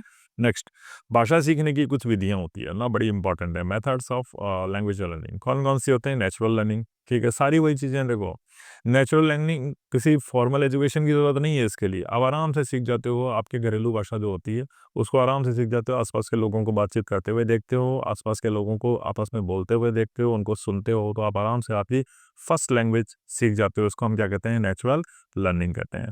सेकंड आपके पास आ गया क्लासरूम लर्निंग, वही चीज़ है। देखो, फिर आप क्लासरूम में टीचर आपको सिखाता है, बुक्स के माध्यम से सीखते हो या फिर लेसन्स के माध्यम से सीखते हो, तो वो आपकी सेकंड लर्निंग हो गई या क्लासरूम लर्निंग हो गई, जैसे लर्निंग इंग्लिश इन स्कूल। तीसरी अगर हम बात करें तो फॉरेन लैंग्वेज हो गई आपकी, a language that is not commonly spoke, ठीक है? बाहर के जो लोग होते हैं उनसे आप जो सीखते हो, बाहर के देश की जो भाषा आप सीखते हो, जो आपके देश में कॉमनली नहीं बोली जाती है, इसको हम फॉरेन लैंग्वेज कहते हैं, ठीक है? इमर्स्ड लर्निंग नई चीज़ है। देखो, किसी भी भाषा में बिल्कुल डूब करके सीख जाना है, ठीक है? देखो, आपको मान लो कोई फ्रेंच सीखनी है, अब आप इंडिया में रह के फ्रेंच नहीं सीख पा रहे, तो आप क्या कहते हो? उस फ्रेंच के या फ्रेंच सोसाइटी में ही चले जाते हो और वहाँ पे आप पूरी तरीके से चारों तरफ से फ्रेंच साहित्य से घिर गए, फ्रेंच बुक्स अवेलेबल है, फ्रेंच मैगज़ीन्स है चारों तरफ और फ्रेंच ही पीपल चारों तरफ है। तो वहाँ पर क्या होगा? आप अपना आप ही फ्रेंच सीख जाओगे, क्योंकि चारों तरफ आपके फ्रेंच ही फ्रेंच पीपल है। आपने अपने आप को इमर्ज कर दिया, आपने आप उस माहौल के अंदर अपने आप डुबा दिया। ऑनलाइन लर्निंग, ये सबको पता है। ऑनलाइन लर्निंग क्या होती है? Learning through the apps, apps के माध्यम से आप सीखते हो, वीडियो देख करके सीखते हो या ऑनलाइन कोर्स लेकर के आप किसी दूसरी भाषा को सीखने का प्रयास करते हो, तो इसको हम क्या कहते हैं? ऑनलाइन लर्निंग कहते हैं। इसके लिए आप डुओलिंगो या यूट्यूब का प्रयोग कर सकते हो। डुओलिंगो क्या है कि वो फ्रेंच में बोलेगा तो आपके लिए वो आपकी भाषा के अंदर ट्रांसलेट हो जाता है, तो इस तरीके से आप दूसरी भाषा को ट्रांसलेशन के माध्यम से सीख सकते हैं, ठीक है? प्रैक्टिस बेस्ड लर्निंग, अब क्या होता है, कभी-कभी क्या होता है, हमें बहुत प्रैक्टिस करनी है, बेसिक नॉलेज तो आ गया किसी लैंग्वेज का, लेकिन उस लैंग्वेज को सीखने के बाद में हमें क्या करना पड़ता है? उसकी बहुत प्रैक्टिस करनी पड़ती है। तो उसकी स्पीकिंग करना, उसकी राइटिंग करना और उसकी डेली प्रैक्टिस करना, इस भाषा से भी हम क्या करते हैं? उस भाषा को सीखते हैं, ठीक है? चैलेंज, भाषा सीखने में देखो हमारे सामने कुछ चैलेंजेस भी आते हैं। There are challenges in learning the language, बहुत इंपॉर्टेंट है ये भी, ठीक है? कौन-कौन से चैलेंज है, फटाफट उनकी बात करते हैं। प्रोनंसिएशन, अब देखो सिंपल हम हिंदी बोलते हैं, तो अगर हम इंग्लिश सीख रहे हैं तो हमें उनका प्रोनंसिएशन ही नहीं आता, क्यों? क्योंकि इंग्लिश में उनका प्रोनंसिएशन अलग तरीके से होता है और हम हिंदी में उनका प्रोनंसिएशन अलग तरीके से करते हैं, इसलिए सबसे बड़ा चैलेंज हमारे लिए क्या है? प्रोनंसिएशन, उच्चारण समस्याएँ। दूसरा ग्रामर कॉम्प्लेक्सिटी, अगर देखो हमारी हिंदी के अंदर कोई सेंटेंस बनेगा उसका स्ट्रक्चर अलग होगा और इंग्लिश के अंदर कोई सेंटेंस बनेगा उसका स्ट्रक्चर थोड़ा-सा अलग होगा। तो ग्रामर की जब इस तरीके से कॉम्प्लेक्सिटी आ जाती है, तो वो भी हमारी जो लैंग्वेज होती है उस भाषा को सीखने के लिए समस्या क्रिएट करती है। तो इसको भी हम क्या कहते हैं, grammar complexity. Lack of practice, कोई भी भाषा सीखो, देखो ये practice makes a man perfect. आपने बेसिक तो सीख लिया उस लैंग्वेज का, लेकिन आपने उसकी प्रैक्टिस नहीं करी, तो you want get the knowledge of that language. ठीक है, तो रेगुलर यूज नहीं करेंगे तो आपकी लर्निंग प्रोग्रेस उसमें बिल्कुल धीमी पड़ जाएगी। Fear of making mistakes. अब कई बच्चे ऐसे होते हैं जो क्या करते हैं कि इंग्लिश इसलिए नहीं सीखते या इंग्लिश इसलिए नहीं बोलते क्योंकि उन्हें ये पता है कि मैं बोलूंगा तो मेरे अंदर गलतियां निकलेगी। तो गलतियां निकलेगी और दूसरे लोग मजाक उड़ाएंगे, अगर हम ये सोचेंगे तो हम कोई भी दूसरी लैंग्वेज को बिल्कुल भी नहीं सीख पाएंगे। इसीलिए हमें क्या करना पड़ेगा, इस फियर ऑफ मेकिंग मिस्टेक्स इससे ऊपर आना पड़ेगा, इसको इस हेजिटेशन से ऊपर निकलना पड़ेगा। ठीक है, फॉर्मल एजुकेशन बहुत इंपॉर्टेंट है। फॉर्मल एजुकेशन क्या होती है, याद रखना है आपको, बस डेफिनेशन याद रखो। Formal education is the structured official exchange of information within an organisation followed defined rule and channels. देखो, किसी भी ऑफिस के अंदर, किसी भी इंस्टीट्यूशन के अंदर, किसी भी संस्था के अंदर, किसी भी कॉर्पोरेट क्षेत्र के अंदर, जब भी आप क्या करते हैं, विचारों का आदान प्रदान करते हो, यानी अपनी बातों को दूसरे तक पहुंचाते हो, तो आप एक स्ट्रक्चर्ड फॉर्मेट के अंदर ही पहुंचाते हो, यानी हर कैसे नहीं कर सकते। एक स्ट्रक्चर्ड फॉर्मेट होगा, उसमें कुछ रूल्स होंगे और किस माध्यम से आपकी बात कही जाएगी वो चीज़ें होगी। तो ऐसी लैंग्वेज जो प्री डिफाइंड रूल्स होते हैं, उसके अंदर पहले से रूल एस्टेब्लिश होते हैं और माध्यम एस्टेब्लिश होता है किस माध्यम से आपकी बात दूसरे तक पहुंचेगी। तो ऐसी स्ट्रक्चर्ड लैंग्वेज को क्या कहा जाता है, फॉर्मल लैंग्वेज कहा जाता है, जो ऑफिस के अंदर यूज़ होती है, इंस्टीट्यूशंस में यूज़ होती है और कॉर्पोरेट फील्ड्स के अंदर यूज़ होती है। इट इंक्लूड्स, इसके अंदर क्या क्या शामिल है, प्रोफेशनल लैंग्वेज हो गई, ऑफिशियल डॉक्यूमेंट हो गया, क्लियर हायरार्कीज ऑफ बिजनेस और लीगल पर्पसेस। ठीक है, इसके अंदर क्या आपको क्या दिखेंगे, प्रोफेशनल लैंग्वेज दिखेगी, ऑफिशियल डॉक्यूमेंट्स इसके अंदर होंगे और आपको हायरार्कीज दिखेगी, यानी एक बॉस होगा आपका और आपसे नीचे का एक आपका सबऑर्डिनेट भी होगा, हायरार्कीज दिखेगी। इसके बारे में भी अपन बात करेंगे। ठीक है, देखो अब ये फॉर्मल एजुकेशन है, ये फॉर्मल कम्युनिकेशन है। ये फॉर्मल कम्युनिकेशन कितने टाइप का होता है, इसको थोड़ा सा आप इस तरीके से समझने का प्रयास करो। ये पहली है, इसको हम कहते हैं चेन कम्युनिकेशन। फॉर्मल कम्युनिकेशन का पहला प्रकार हुआ, इसको हम क्या कहेंगे, चेन कम्युनिकेशन। चेन कम्युनिकेशन क्या हुआ, देखो सबसे टॉप पे आपका, सबसे टॉप पे बॉस बैठा है, ठीक है, एमडी बैठा है, मैनेजिंग डायरेक्टर आपका यहाँ पे बैठा है। मैनेजिंग डायरेक्टर को आप ये कर्मचारी हो नीचे के, ठीक है, लोअर लेवल कर्मचारी, लोअर लेवल वर्कर कर देते हैं हम, लोअर लेवल करते हुए एमडी को कोई वर्कर तक बात पहुंचानी, तो he won't speak directly to him, ये डायरेक्टली इस तक नहीं पहुंचाएगा। ये क्या करेगा, he will follow a channel, he will tell to his subordinate, अपने से नीचे वाले व्यक्ति तक ये बात पहुंचाएगा, नीचे वाला उससे नीचे वाले तक पहुंचाएगा, उससे नीचे वाला उससे नीचे वाले तक पहुंचाएगा, और फिर आपका जो हेड है वो आप तक पहुंचाएगा। तो इसमें आपको हायरार्की देखने को मिली, यानी आपके ऊपर एक सुपीरियर था, आपके सुपीरियर के ऊपर भी एक सुपीरियर हो गया, आपके सुपीरियर के ऊपर एक सुपीरियर हो गया और सबसे टॉप पे एक सुपीरियर होगा। तो इसको हम चेन कम्युनिकेशन कहते हैं। जब इस तरीके से किसी कॉर्पोरेट के अंदर, किसी फैक्ट्री के अंदर, किसी इंस्टीट्यूशन के अंदर बात की जाती है, तो इसको हम क्या कहते हैं, चेन कम्युनिकेशन कहते हैं। ठीक है, इसको हम चेन कम्युनिकेशन कहेंगे, तो चेन के रूप में यहाँ चलेगा। इसमें सबसे बड़ी बात क्या है, the person who is sitting at the top at the person who is sitting at the bottom, जो बॉटम या टॉप पे बैठा है उनके पास क्या नहीं है, इसके पास तो अपना सुपीरियर नहीं है, क्योंकि सबसे टॉप पे यही है ना, इसके पास तो अपना सुपीरियर नहीं है, उच्च अधिकारी नहीं है, और इसके पास अपने से नीचे सबऑर्डिनेट नहीं है। सबऑर्डिनेट का मतलब नीचे का अधिकारी नहीं है। बाकी हर स्तर पर आप देख रहे हो, हर स्तर पर इसके पास अपना सुपीरियर भी है, अपना सबऑर्डिनेट भी है, इसके पास भी अपना सुपीरियर भी है, अपना सबऑर्डिनेट भी है, और इसके पास भी अपना सुपीरियर तो है लेकिन सबऑर्डिनेट नहीं है। तो हर स्तर पे आपको सुपीरियर सबऑर्डिनेट देखने को मिलेगा, except the position first and the last. ठीक है, दूसरा आता है wheel communication.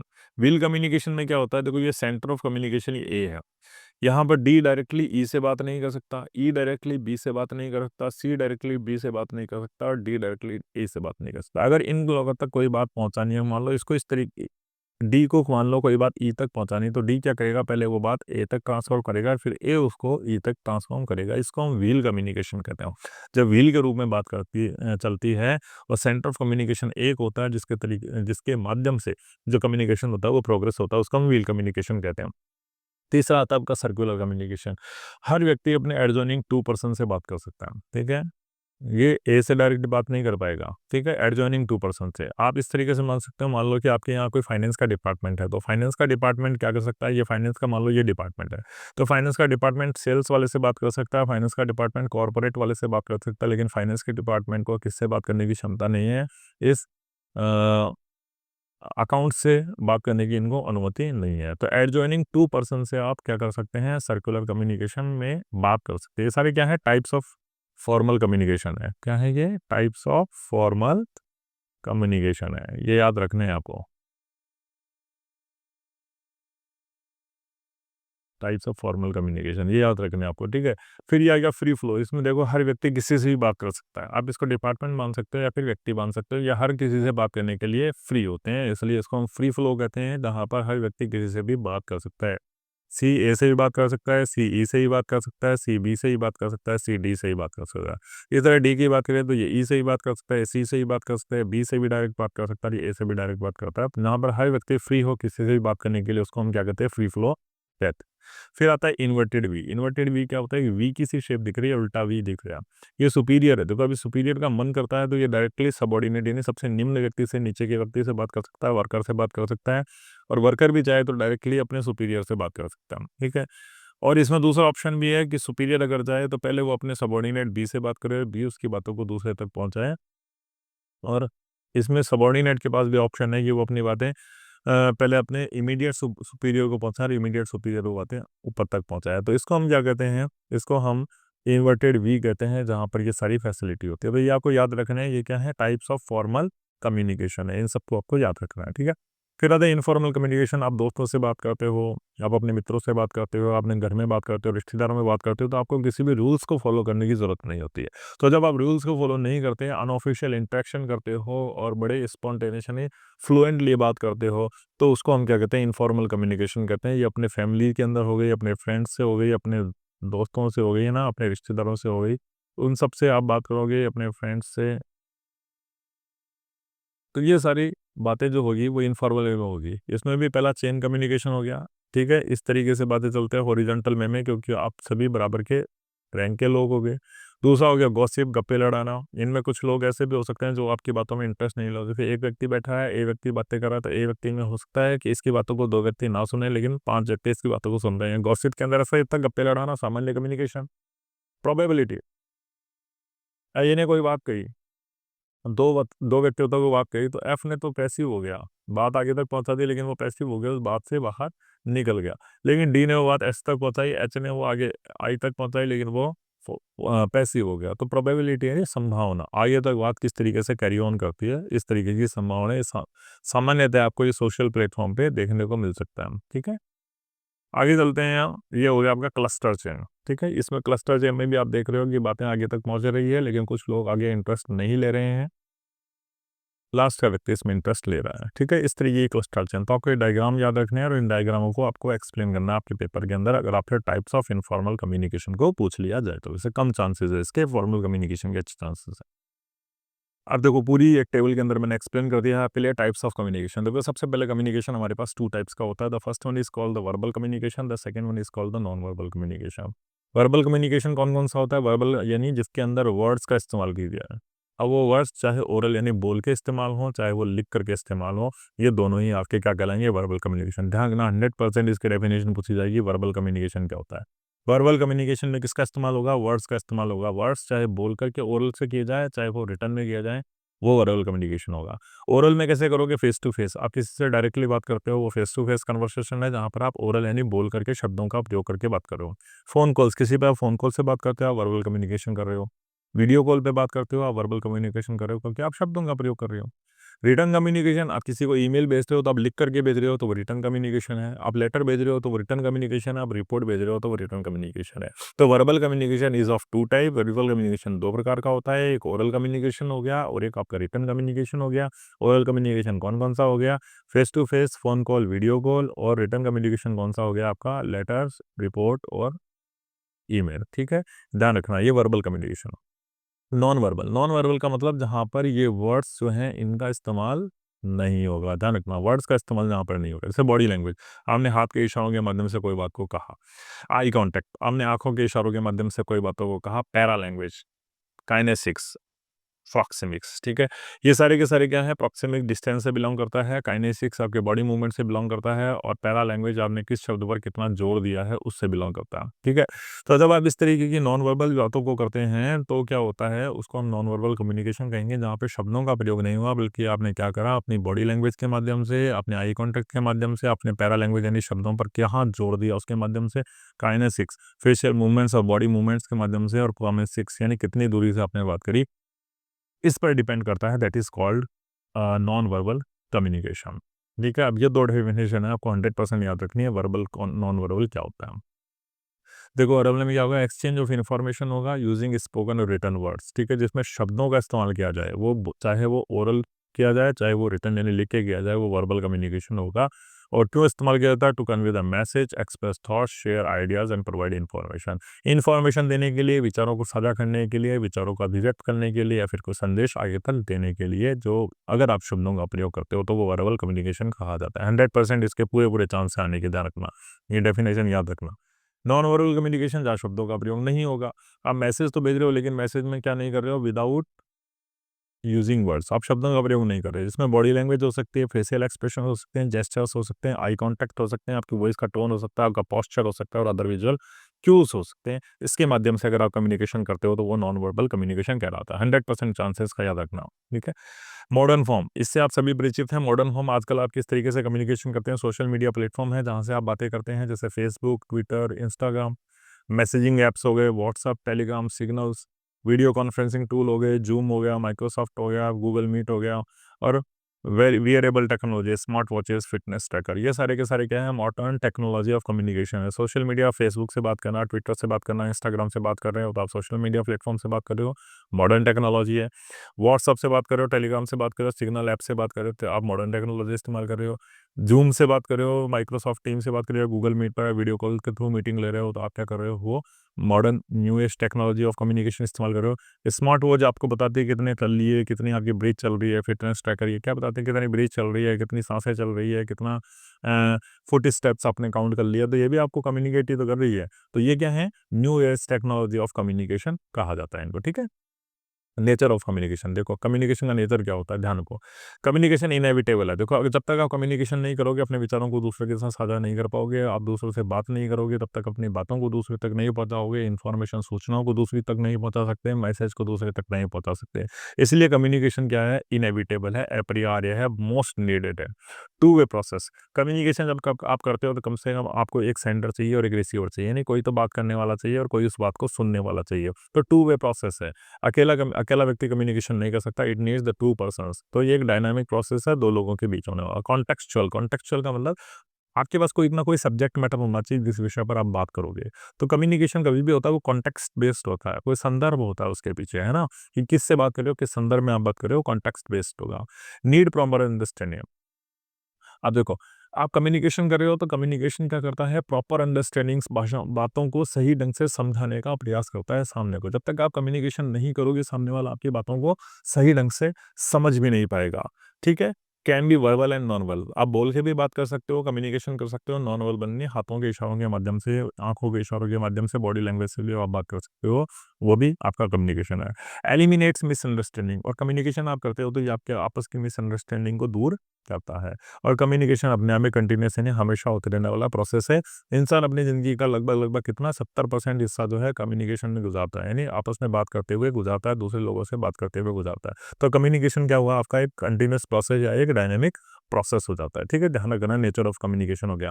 Inevitable, most needed है, जरूरी है। टू वे प्रोसेस, दो व्यक्तियों के मध्य होता है। कॉन्टेक्चुअल, किसी संदर्भ में होता है, कोई ना कोई मुद्दा होना चाहिए। नीड्स प्रॉपर अंडरस्टैंडिंग, आपस की समझ को बढ़ाता है। हम वर्बल भी हो सकता है, नॉन वर्बल भी हो सकता है। मिसअंडरस्टैंडिंग को दूर करता है, जो एक डायनामिक प्रोसेस है, यानी हमेशा चलते रहने वाला प्रोसेस होगा। प्रोसेस ऑफ कम्युनिकेशन बहुत इंपॉर्टेंट है। कम्युनिकेशन का प्रोसेस क्या होता है? बहुत इंपॉर्टेंट है, और इसी क्रम में याद रखना। देखो, सबसे पहले एक सेंडर होगा जिसको अपनी बातों को दूसरे तक पहुंचाना है। अब सेंडर को जो बातें पहुंचानी है उसको हम क्या कहते हैं? मैसेज कहते हैं। यानी वो कोई मैसेज है तो दूसरे तक पहुंचाना। जब वो मैसेज को दूसरे तक पहुंचाएगा तो वो उसकी एनकोडिंग करेगा। एनकोडिंग का मतलब वो या तो संकेतों के माध्यम से, या लैंग्वेज के माध्यम से, या वो किसी भी माध्यम से पहुंचाएगा, उसकी एनकोडिंग करेगा अपने मैसेज की। और एनकोडिंग के बाद में वो एक प्रॉपर चैनल का चुनाव करेगा। चैनल क्या होता है? देखो, अब आपने आपने कोई मैसेज तो लिख लिया, या मैसेज आप किसी को कन्वे करना चाह रहे हो, तो मैसेज दूसरों तक पहुंचाने के हमारे पास बहुत सारे चैनल्स हैं। हम चाहते हैं तो फ़ोन कॉल करके उसको बात को पहुंचा सकते हैं।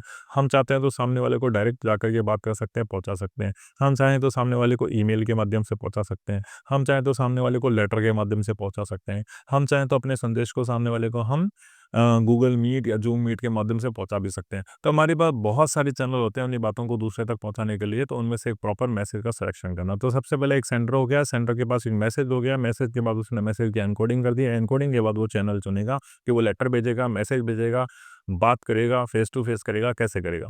और फिर उस चैनल से वो मैसेज किसके पास पहुँचता है? उस रिसीवर के पास पहुँचता है, यानी जिसके पास आप उस मैसेज को पहुँचाना चाह रहे थे, उसके पास, व्यक्ति के पास मैसेज पहुँचता है।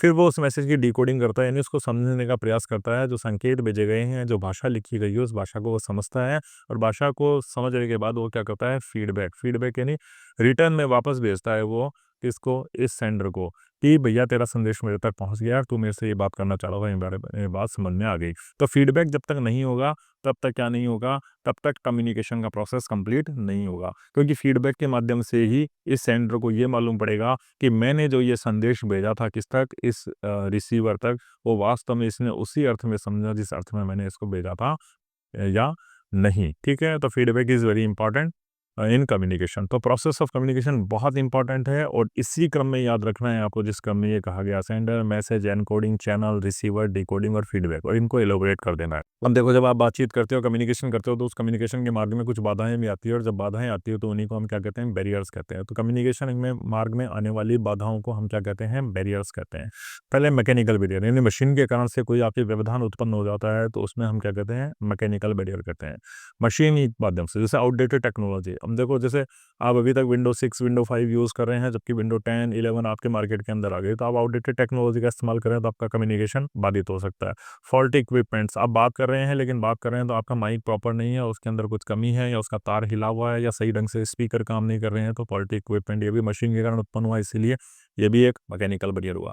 इंटरनेट कनेक्टिविटी ढंग से आपके लिए नहीं है, 2G पे आप अभी भी काम कर रहे हो, कि 5G का युग है, तो इंटरनेट कनेक्टिविटी ढंग से नहीं होगी, तो आपका कम्युनिकेशन बाधित होगा, तो ये भी एक मैकेनिकल बैरियर होगा। और अनरीडेबल टेक्स्ट, कोई टेक्स्ट ही ऐसा लिखा गया है जो उसको आप पढ़ ही नहीं सकते, तो ये भी एक मैकेनिकल बैरियर हो गया। तो बैरियर्स ऑफ कम्युनिकेशन में सबसे पहले कौन सा बैरियर हो गया? मैकेनिकल बैरियर हो गया, जो टेक्निकल या फिजिकल चैलेंज होते हैं मशीन के कारण से, जिससे आपकी एक्सचेंज ऑफ इंफॉर्मेशन क्या होता है? डिसरप्ट होता है, बाधित होता है, उसको हम क्या कहते हैं? मैकेनिकल बैरियर कहते हैं हम। दूसरा आ गया फिजिकल बैरियर। फिजिकल बैरियर का मतलब क्या हो गया? आपके एनवायरमेंटल या फिर नेचुरल ऑब्स्टेकल आपके मार्ग में आ जाते हैं। एनवायरमेंटल यानी प्रकृति प्रकृति के माध्यम से, या फिर कोई प्राकृतिक बाधाएँ आपके बीच में आ जाती है, तो उससे आपका कम्युनिकेशन अगर बाधित होता है, तो उसे हम क्या कहते हैं? फिजिकल बैरियर कहते हैं। नॉइज़, नॉइज़ का मतलब शोर, बहुत ज़्यादा शोर हो रहा है। आप जिस जगह बात कर रहे हैं किसी व्यक्ति से, उस जगह बहुत ज़्यादा शोर होता है, और उस शोर के कारण से अगर आपकी बात दूसरे तक नहीं पहुँच पा रही है, तो उसको हम क्या कहेंगे? नॉइज़ कहेंगे। तो ये नॉइज़ आपका एक फिजिकल बैरियर हो गया। डिस्टेंस, आप जिससे बात कर रहे हैं, अगर उससे आपकी दूरी बहुत ज़्यादा है, तो आप अपनी बातों को ढंग से सामने वाले को कहेंगे तो सही, लेकिन उस तक वो बात पहुँचेगी नहीं। तो ये आपका क्या हो गया? डिस्टेंस हो गया। फिजिकल ऑब्स्टेकल्स हो गए, बहुत सारी भौतिक बाधाएँ हो गई। भौतिक बाधाएँ क्या हो गई? जैसे आप अपने ऑफिस में हैं, आप अपने केबिन के अंदर बैठे हैं, लेकिन बगल वाले केबिन के व्यक्ति से बात करते हैं, लेकिन दोनों के बीच में आपकी एक ग्लास की दीवार है ना? एक काँच लगा हुआ है, और उस काँच के कारण से आप जो बोल रहे हैं ना, वो प्रॉपर दूसरे सामने वाले तक नहीं पहुँच पा रहा है, तो उसको हम क्या कहते हैं? फिजिकल ऑब्स्टेकल कहते हैं। क्लाइमेटिक कंडीशन, ठीक है? बहुत बार ऐसा होता है कि क्लाइमेटिक कंडीशन यानी वातावरण खराब हो जाता है, या मौसम खराब हो जाता है। मौसम खराब होने से इंटरनेट कनेक्टिविटी चली जाती है, मोबाइल के सिग्नल चले जाते हैं, तो वो भी क्या हो जाता है? आपका फिजिकल बैरियर कहलाएगा। इम्पेयरमेंट्स, कोई व्यक्ति सुन ही नहीं सकता, या कोई व्यक्ति बोल ही नहीं सकता, तो जब आपकी फिजिकल इनकैपेबिलिटीज के कारण कम्युनिकेशन बाधित होता है, तो उसको हम क्या कहते हैं? फिजिकल बैरियर कहते हैं, ठीक है? आगे चलते हैं। साइकोलॉजिकल बैरियर, साइकोलॉजिकल बैरियर का मतलब क्या हो गया? आप पहले से क्या है? बहुत भावनात्मक पर्सन है, भावनाओं में बह जाने वाले पर्सन है, तो आप क्या करेंगे? प्रेजुडाइज्ड हो जाएंगे। आप क्या करेंगे? सही चीज़ से, सही ढंग से बातों को समझ में नहीं पाएंगे, क्योंकि भावनाएं आपके ऊपर पूरी तरीके से हावी हो चुकी है, ठीक है? दूसरा क्या होगा? एटीट्यूड, आपका एटीट्यूड ही ऐसा, आप बदलना नहीं चाहते, आप परिवर्तित होना नहीं चाहते, आप बड़े एडमेंट हैं, आप बिल्कुल हठ हैं, आप बिल्कुल ऑब्स्टिनेट हैं, हठी हैं, बिल्कुल ज़िद्दी हैं आप, है ना? आप परिस्थितियों के अनुसार, या माहौल के अनुसार ढलना नहीं चाहते, और माहौल के अनुसार अपनी चीज़ों को समझना नहीं चाहते। तो आपका ये एटीट्यूड ही क्या करता है? साइकोलॉजिकल बैरियर क्रिएट कर देता है। लैक ऑफ कॉन्फिडेंस, आपको कह दिया गया भैया आपको यहाँ पे भाषण देना है, 100 लोगों की भीड़ है, लेकिन आपके अंदर कॉन्फिडेंस नहीं है कि 100 लोगों को मैं ढंग से एड्रेस कर पाऊँगा कि नहीं कर पाऊँगा, तो ये भी एक साइकोलॉजिकल बैरियर हो गया। प्रेजुडाइज़, किसी के प्रति पहले से दिमाग के अंदर कोई भी चीज़ों को पाल लेना। ठीक है, कोई व्यक्ति बहुत बढ़िया था, लेकिन एक बार उससे आपका झगड़ा हो गया, और उस दिन के बाद वो व्यक्ति आपके लिए बुरा हो गया। अब वो कोई भी काम अच्छा करेगा ना, तो वो आपको बुरा ही दिखेगा। इसी को हम क्या कहते हैं? प्रेजुडाइज़ कहते हैं। पहले से किसी के बारे में धारणाएँ बना लेना, इसको हम क्या कहते हैं? प्रेजुडाइज़ कहते हैं, और ये भी एक अपने आप में साइकोलॉजिकल बैरियर है। सीमेंटिक बैरियर, सीमेंटिक बैरियर क्या होता है? एक ही शब्द के कई बार 2-2 अर्थ हो जाते हैं। है ना? The meaning of the words and phrases, एक ही शब्द के बहुत सारे मीनिंग हो जाते हैं। जैसे बैंक दिया गया, इस बैंक को आप क्या कह सकते हो, बैंक एक फाइनेंशियल इंस्टीट्यूशन भी हो गया, जो आप बैंक देखते हैं स्टेट बैंक ऑफ इंडिया, एक रिवर बैंक भी हो गया। आपने किसी व्यक्ति से कहा कि भैया मैं तेरे पास शाम को बैंक के नीचे मिलने के लिए आऊँगा, है ना? बैंक के पास मिलने के लिए आऊँगा, और आप शाम को जाकर के खड़े हो गए, आपके पास में एक बैंक था एसबीआई बैंक, आप उसके पास जाके खड़े हो गए और सामने वाला नदी किनारे आपका इंतजार कर रहा था। तो आपने उसे कहा, फ़ोन किया कि भैया मैं यहाँ इंतज़ार कर रहा हूँ, तो आया तो क्यों नहीं? तो वो कहेगा बैंक के पास बोला था ना, तो आप कहोगे बैंक के के नीचे ही खड़ा हूँ। लेकिन आपका दोस्त बोलेगा, अरे भैया रिवर बैंक भैया, नदी किनारे बोला था मैंने तेरे को। तो जब इस प्रकार से किसी शब्द के 2 या 2 से ज़्यादा अर्थ हो जाते हैं, तो आपके सामने अगर कोई बैरियर क्रिएट हो जाता है, जब मिसअंडरस्टैंडिंग क्रिएट हो जाती है, तो उसको हम सिमेंटिक बैरियर कहते हैं। लैंग्वेज बैरियर, लैंग्वेज बैरियर का मतलब क्या होता है? आपको बहुत सारी भाषाएँ नहीं आती और बहुत सारी भाषाओं के अंदर आपकी प्रोफिशिएंसी नहीं है, तो लैंग्वेज बैरियर आपके सामने क्रिएट हो गया। स्टेटस बैरियर, देखो समाज में एक अमीर वर्ग हो गया, एक गरीब वर्ग हो गया। अब जब इस तरीके के वर्ग क्रिएट हो जाते हैं अमीर-गरीब वाले, तो they are not able to connect themselves with the other class. दूसरे वर्ग के साथ वो अपने आप को कनेक्ट नहीं कर पाते या उनके लैंग्वेज का स्तर अलग हो जाता है, तो स्टेटस बैरियर भी कहीं न कहीं हमारे काम करता है बैरियर्स ऑफ लैंग्वेज के अंदर। ओरल और रिटन कम्युनिकेशन क्या होता है, ये आप सबको पता है, फटाफट फिर भी एक डेफिनेशन देख लो। Written communication is the form in which messages are conveyed in written form. Written form में दिए जाएंगे, लेटर्स होंगे, ईमेल्स होंगे, रिपोर्ट्स होंगे, नोटिस होंगे, मैसेज होंगे, कॉन्टैक्ट होंगे, बुक्स होंगे, या फिर कोई दूसरा डॉक्यूमेंट होगा जो लिखित में दिया जाएगा, उसी को हम क्या कहते हैं, रिटर्न कम्युनिकेशन कहते हैं। इसकी सबसे बड़ी खास बात क्या है, it is permanent and can be stored for future for reference. अब लिखित संदेश अगर आपके पास है तो आप उसको क्या कर सकते हो, हमेशा के लिए रख सकते हो, और आगे भी भविष्य में कोई कुछ बात कहे तो आप रिटर्न डॉक्यूमेंट दिखा सकते हो, है ना? इसकी डेफिनेशन याद रखनी है ये वाली, रिटर्न कम्युनिकेशन। दूसरा आता है आपका ओरल कम्युनिकेशन। ओरल कम्युनिकेशन का मतलब जब जहाँ पर आप शब्दों का प्रयोग नहीं करते, शब्दों का प्रयोग नहीं करते तो आप क्या करोगे, फेस टू फेस कन्वर्सेशन करोगे, sorry, exchange of idea and information through spoken words, जहाँ मौखिक रूप से आप बात करोगे, शब्दों का प्रयोग मौखिक रूप से करोगे, है ना? थोड़ा-सा कन्फ्यूज़ हो गए।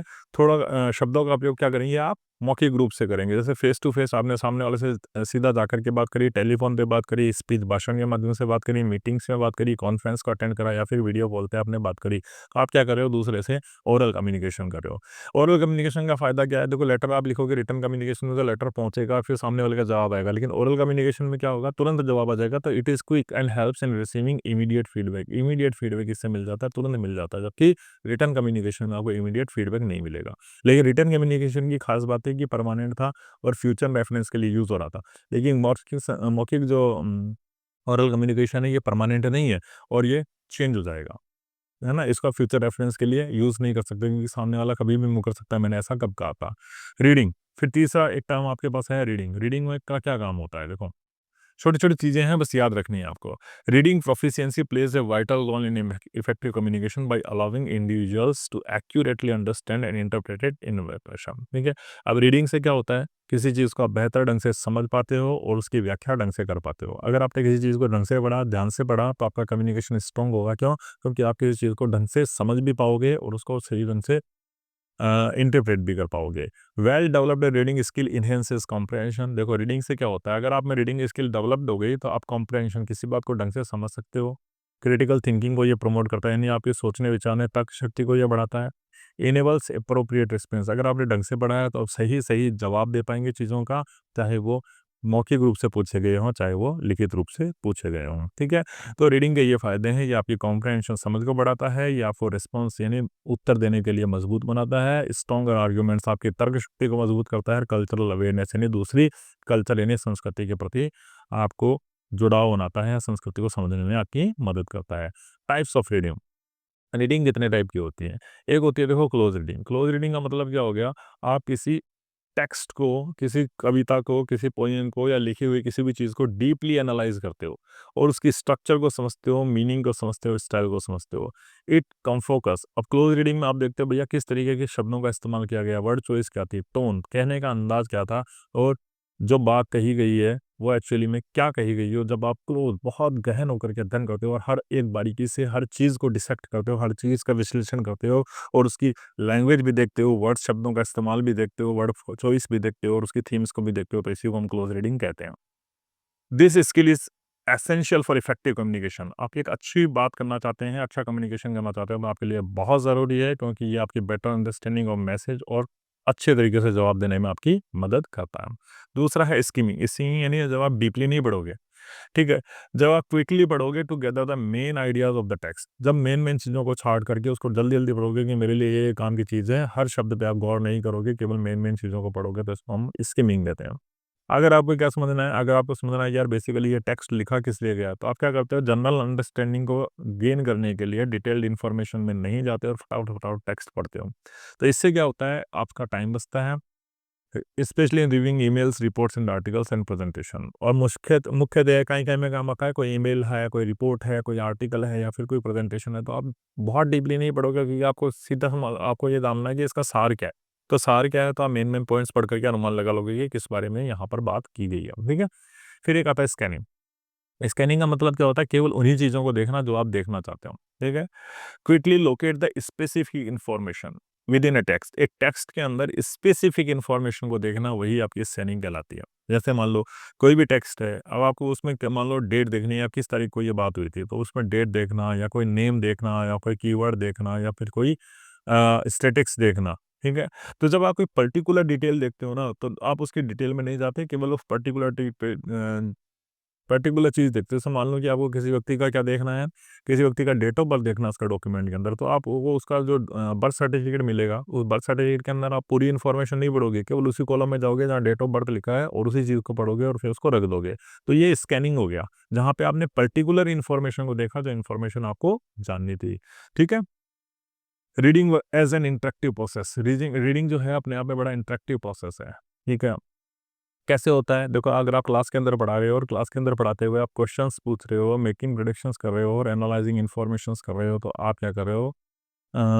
अच्छी तरीके से बच्चों को पढ़ा रहे हो, यानी बच्चों को एंगेज रख रहे हो। जब आप बीच-बीच में पढ़ाते हो बच्चों से और बच्चों से पूछते हो, बताओ अब इससे क्या होगा? है ना? तब इस तरीके से आप चीज़ों को पूछते हुए चलते हो, तो आप इंटरेक्टिव रीडिंग करवा रहे हो। Using prior knowledge. A reader uses their existing knowledge and experiences to understand and interpret the text. आपके पास पहले से कोई ज्ञान था और आप जब उस टेक्स्ट को पढ़ रहे हो जो आपके सामने है, तो उसको समझने के लिए जब अपने पूर्व ज्ञान का इस्तेमाल करते हो कि हाँ, मेरे साथ भी ऐसा हुआ था या पहले मैंने भी ऐसा कहीं पढ़ा था और ये सेम चीज़ यहाँ पे आ रही है, तो इसको हम क्या कहते हैं? प्रायर नॉलेज का इस्तेमाल करना। Decoding and comprehension. डिकोडिंग क्या होता है? डिकोडिंग क्या होता है? The process of recognising words. शब्दों को देखना, उनको समझना, उनके अर्थ को समझना और वो पूरे के पूरे मैसेज के माध्यम से क्या संदेश दिया गया है, उस संदेश को अभिव्यक्त करना, यही डिकोडिंग कहलाता है। फीडबैक। फीडबैक यानी प्रत्युत्तर। The reader evaluates their understanding, forms and opinions, revise their thoughts if necessary. आपने किसी चीज़ को पढ़ लिया, किसी चीज़ को समझ लिया, आपने अपने विचार बना लिए और फिर विचार को वापस आप उस तक पहुँचाते हो जिसने आप तक इन विचारों को पहुँचाया है या संदेश को पहुँचाया है, तो इसी को हम क्या कहते हैं? फीडबैक कहते हैं, ठीक है? छात्रों को सक्रिय बनाना और महत्वपूर्ण पठन कौशल को विकसित करने की रणनीतियाँ, यानी strategies for making students active readers and developing critical skills. कौन-कौन सी चीज़ें हैं जो स्टूडेंट्स को एक्टिव रीडर्स बना सकती है, उनके बारे में हम बात करते हैं। Encouraging question. आप पढ़ाते हैं और पढ़ाने के बीच-बीच में आप क्या करते हैं, क्वेश्चंस पूछते हैं, तो ये क्या करती है, बच्चों को अटेंटिव रखती है, वो पूरे टेक्स्ट पर ध्यान देंगे। Teach annotation skill. अगर आप क्या करते हैं, हाइलाइट स्किल करते हैं, हम मेन-मेन पॉइंट को हाइलाइट करते हुए चलते हैं, समरी लिखते हुए चलते हैं और नोट डाउन के विचार बनाते हैं जब पढ़ाते हैं, यानी नोट डाउन कराते हैं। बच्चों को समरी बताते हैं, बच्चों को नोट्स बनवाते हैं क्लास के अंदर और की पॉइंट्स को हाइलाइट करते हैं, तो बच्चे क्या करेंगे, उस लेसन के अंदर ढंग से अटेंटिव होकर के पढ़ेंगे। Graphic design. अब देखो बच्चे क्या होता है, सिर्फ रीडिंग से नहीं होगा। आप क्या करते हैं, मैप्स बनाएँगे, चार्ट्स बनाएँगे, डायग्राम्स बनाएँगे बोर्ड के ऊपर, तो बच्चे क्या करेंगे, उससे आपकी तरफ आकर्षित रहेंगे। आपके पढ़ाने की कौशल के कारण वो आप जो कुछ भी पढ़ा रहे हैं उसको ढंग से पढ़ेंगे। एनकरेजिंग। अब बच्चों से आप बीच-बीच में क्वेश्चन पूछ करके, तुम्हें क्या लगता है इसके पीछे क्या बात हो सकती है? कवि क्या कहना चाहता है? राइटर क्या कहना चाहता है? इस तरीके से आप क्वेश्चन करेंगे बच्चों से, तो बच्चे आपकी बात को पहले ध्यान से सुनेंगे क्योंकि उन्हें पता है कि सर कभी भी क्वेश्चन कर सकते हैं। तो बच्चे क्या कर सकते हैं, प्रिडिक्टिंग और इन्फ्लुएंसिंग के माध्यम से भी आप बच्चों को अच्छा बना सकते हो। फिर क्या होता है, ग्रुप डिस्कशन। बच्चों के बीच में आप ग्रुप डिस्कशन करा सकते हो और ग्रुप डिस्कशन से क्या होता है, बच्चों की एनालाइजिंग टेक्निक बढ़िया होती है। Your real real real world connections. आप क्या कर सकते हो कि जो पढ़ा रहे हो उसको वास्तव में जो घटना वर्ल्ड के अंदर कहीं हुई है, आपके आसपास कहीं हुई है, उससे अगर आप उसको कनेक्ट कर देते हो तो बच्चा उसको और भी बढ़िया ढंग से समझ पाएगा। Model critical thinking. बच्चों से क्वेश्चंस करके उस टेक्स्ट का एनालाइज आप करवा सकते हो कि बच्चों की कितनी चीज़ समझ में आई, उन्होंने कौन-कौन सी धारणाएँ बनाई और उनके अंदर किस-किस तरीके के आर्गुमेंट विकसित हुए।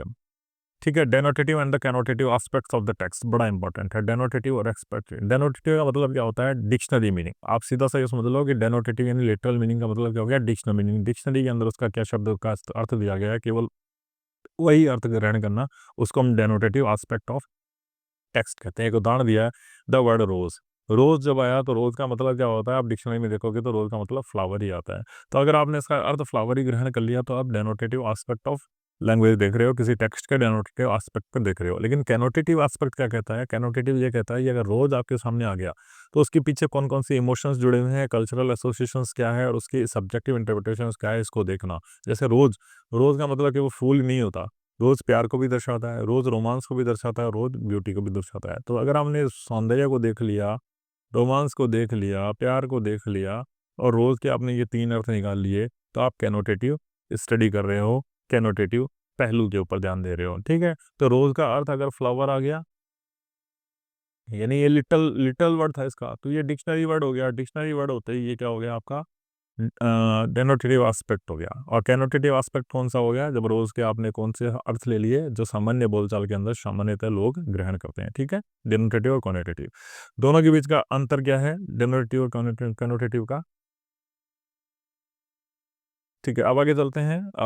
Development of reading vocabulary. New words, नए वर्ड्स को सीखते हो तो आपकी क्या होती है? वोकाबलरी बढ़ती है। कॉन्टेक्चुअल लर्निंग, किसी संदर्भ में आप बिना शब्दकोश देखे, बिना डिक्शनरी का प्रयोग किए किसी कॉन्टेक्स्ट में चीज़ों को समझने का प्रयोग करते हो तो आपकी वोकेबलरी इनहेंस होती है। रीइंफोर्समेंट्स थ्रू रेपिटेशन, बार बार चीज़ों को प्रयोग करके, उनको देख करके उनका प्रयोग करना, इससे आपकी वोकेबलरी इनहेंस होती है। रीडिंग डिफरेंट जनरल, अलग अलग चीज़ें पढ़ना, कभी आप न्यूज़पेपर पढ़ लो, कभी आप मैगजीन पढ़ लो, कभी टेक्स्ट बुक पढ़ लो, है ना। इससे आपकी क्या होती है? वोकेबलरी स्ट्रॉन्ग होती है। एक्टिव एंगेजमेंट, जब आप नोट्स बना रहे हो, नए वर्ड्स को अंडरलाइन कर रहे हो तो तब उनका राइटिंग के साथ साथ स्पीकिंग में भी प्रयोग करना, इससे भी आपकी क्या होती है? वोकेबलरी स्ट्रॉन्ग होती है। तो ये ध्यान रखना, वोकेबलरी किन किन चीज़ों से स्ट्रॉन्ग हो सकती है, ये आपके प्रश्न बनता है। स्पीच और राइटिंग के बीच का डिफरेंस क्या, फटाफट इसको भी देख लेते हैं हम।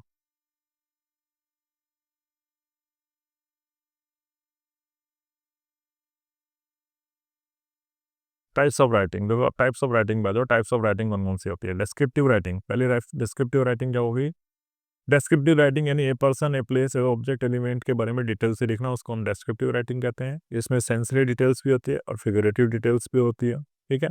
नैरेटिव राइटिंग्स कौन सी होती है? राइटिंग स्टाइल जिसके अंदर स्टोरी विद कैरेक्टर्स के साथ में स्टोरी होगी, ये सेटिंग होगी, ये प्लॉट होगा, उसको हम क्या कहेंगे? नैरेटिव स्टाइल कह देंगे। एक्सपोजिटरी स्टाइल, जिसके अंदर क्या होगा? किसी भी टॉपिक के बारे में, ठीक है, किसी भी टॉपिक के बारे में बढ़िया ढंग से समझाया जाएगा, बताया जाएगा, तो हम क्या करेंगे? उसको एक्सपोजिटरी राइटिंग कहेंगे, है ना। फिर अगर परसुएसिव राइटिंग, परसुएसिव राइटिंग में क्या होगा?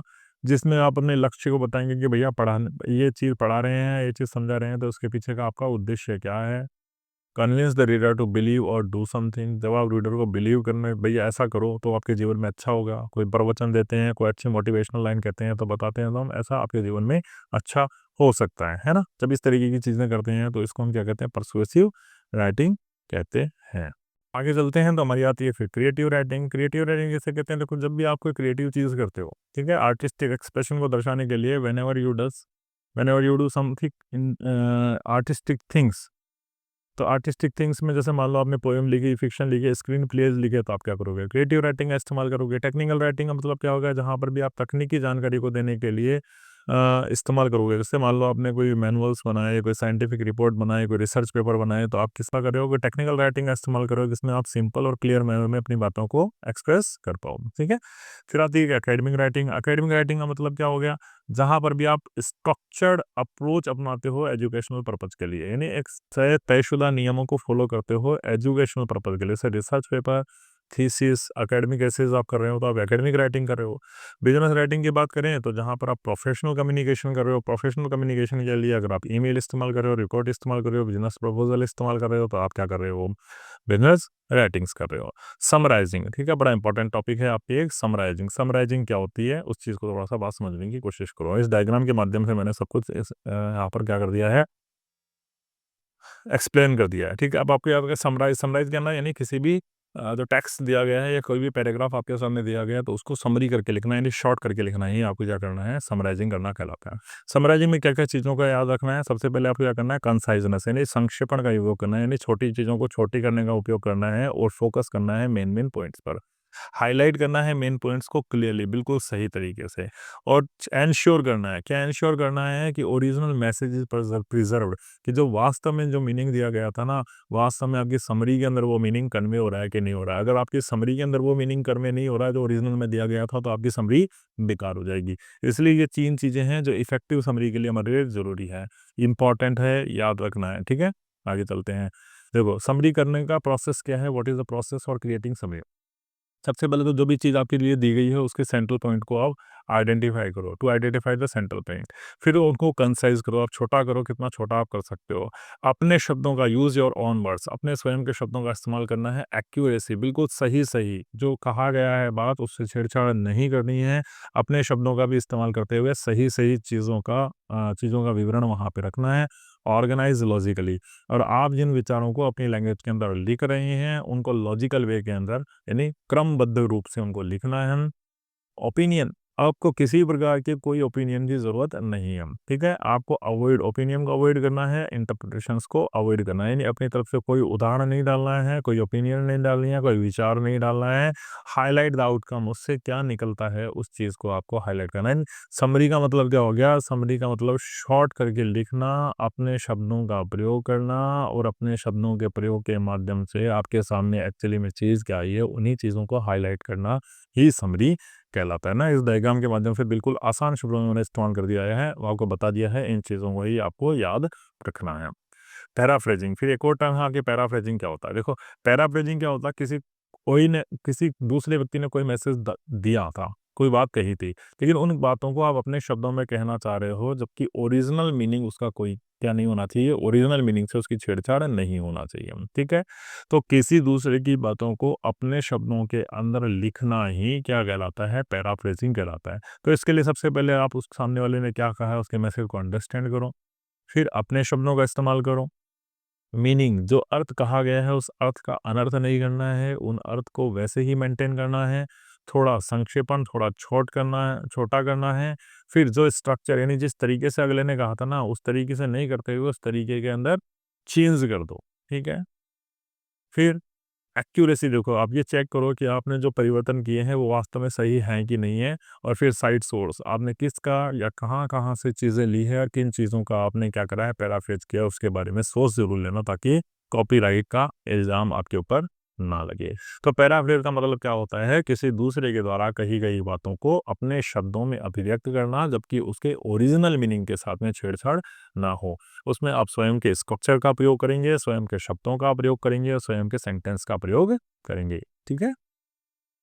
Classification of speech sounds and the letters, भाषण ध्वनियों और अक्षरों का वर्गीकरण, फटाफट देख लेते हैं इसको भी।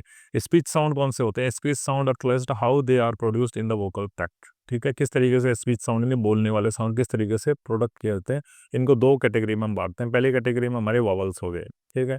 वॉवल्स को जब भी हम क्या करते हैं, बोलते हैं, तो बिना किसी ऑब्स्ट्रक्शंस के या आराम से बोल दिए जाते हैं हम। Vocal cords vibrate during their production, और जब आप इन वोकल साउंड्स को बोलेंगे तो वोकल कॉर्ड जो होंगे आपके बोलने से गले में जहाँ से ये निकलते हैं वो वाइब्रेशन उनके अंदर आपको दिखाई देगा। जैसे आप ए, ई, आई, ओ, यू इन शब्दों को बोलोगे ना, तो आपको क्या मिलेगा, इनके अंदर वोकल कॉर्ड मिलेगा और बिना किसी रुकावट के ये शब्द आ जाएँगे।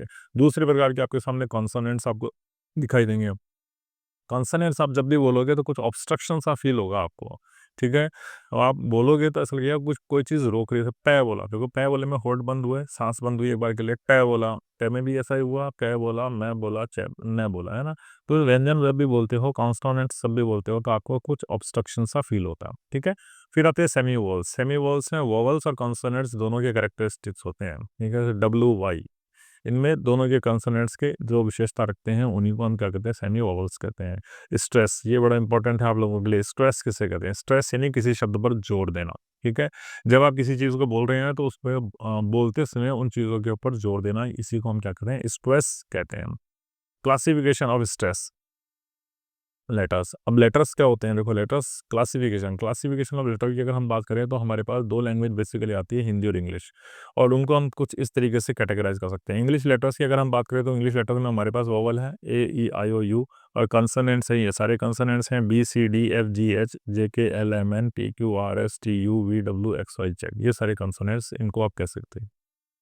हिंदी की अगर बात करें तो हिंदी के अंदर हमारे पास वॉवल्स कौन कौन से हैं, वॉवल्स हैं हमारे पास ए आ ई ई उ ऊ ए ओ औ, ठीक है। और व्यंजन की बात करें तो हमारे पास कौन से हैं, कै ख ग घ च छ ज झ ट ठ डे त थ द द न पे प ब भ म, ठीक है। हिंदी के अंदर हमारे पास ये वोवल हैं। तीसरे हैं स्पेशल साउंड, जैसे अंग और है, ये हमारे पास हिंदी में मौजूद है। ये हमारे पास क्लासिफिकेशन ऑफ लेटर हो गया। वर्ड स्ट्रेस, देखो इंग्लिश के अंदर कुछ शब्द ऐसे होते हैं जहाँ पर हम प्रोनाउंस करते हैं तो उनके ऊपर बहुत ज़्यादा जोर देते हैं, उनको लाउडर करते हैं, उनको लंबा खींचते हैं और उनको हायर पिच करते हैं। जैसे हमने बोला प्रेजेंट, प्रेजेंट, ठीक है, इस तरीके से आपने इसको प्रोनाउंस कर प्रेजेंट, तो इसका अर्थ क्या हो गया, प्रेजेंट, कोई उखार के रूप में हो गया। लेकिन आपने इसको बोला प्रेजेंट, प्रेजेंट का मतलब क्या होगा कि I will present my project tomorrow, तो आपने SENT पे यहाँ पे जोड़ दिया, जबकि यहाँ पे PRE पे जोड़ दिया। तो इसी को स्ट्रेस कहते हैं कि आप किस जगह पर किसी शब्द के ऊपर जोर देते हो और उन्हीं जोर देने से उस शब्द के अर्थ के अंदर थोड़ा सा परिवर्तन हो जाता है, ठीक है। सेंटेंस स्ट्रक्चर, कई बार ऐसा भी होता है आप सेंटेंस पे जोड़ देते हो। उसमें मैंने आपको दो एग्जांपल दे दिया, आई लव आइसक्रीम, यहाँ पे आपने किस पे स्ट्रेस दिया, आई लव आइसक्रीम, लव पे दिया, आई लव आइसक्रीम, है ना, यहाँ पे आइसक्रीम पे जोड़ दिया, ठीक है। तो ये क्या होता है, जहाँ पर कुछ वर्ड्स को स्ट्रेस किया जाता है कि वो इंफॉर्मेशन बताते हैं कि आप किसके ऊपर ज़्यादा या किस चीज़ को ज़्यादा जोर देना चाहते हो और किस चीज़ को ज़्यादा प्रेशराइज करके आप बातों को कह रहे हो।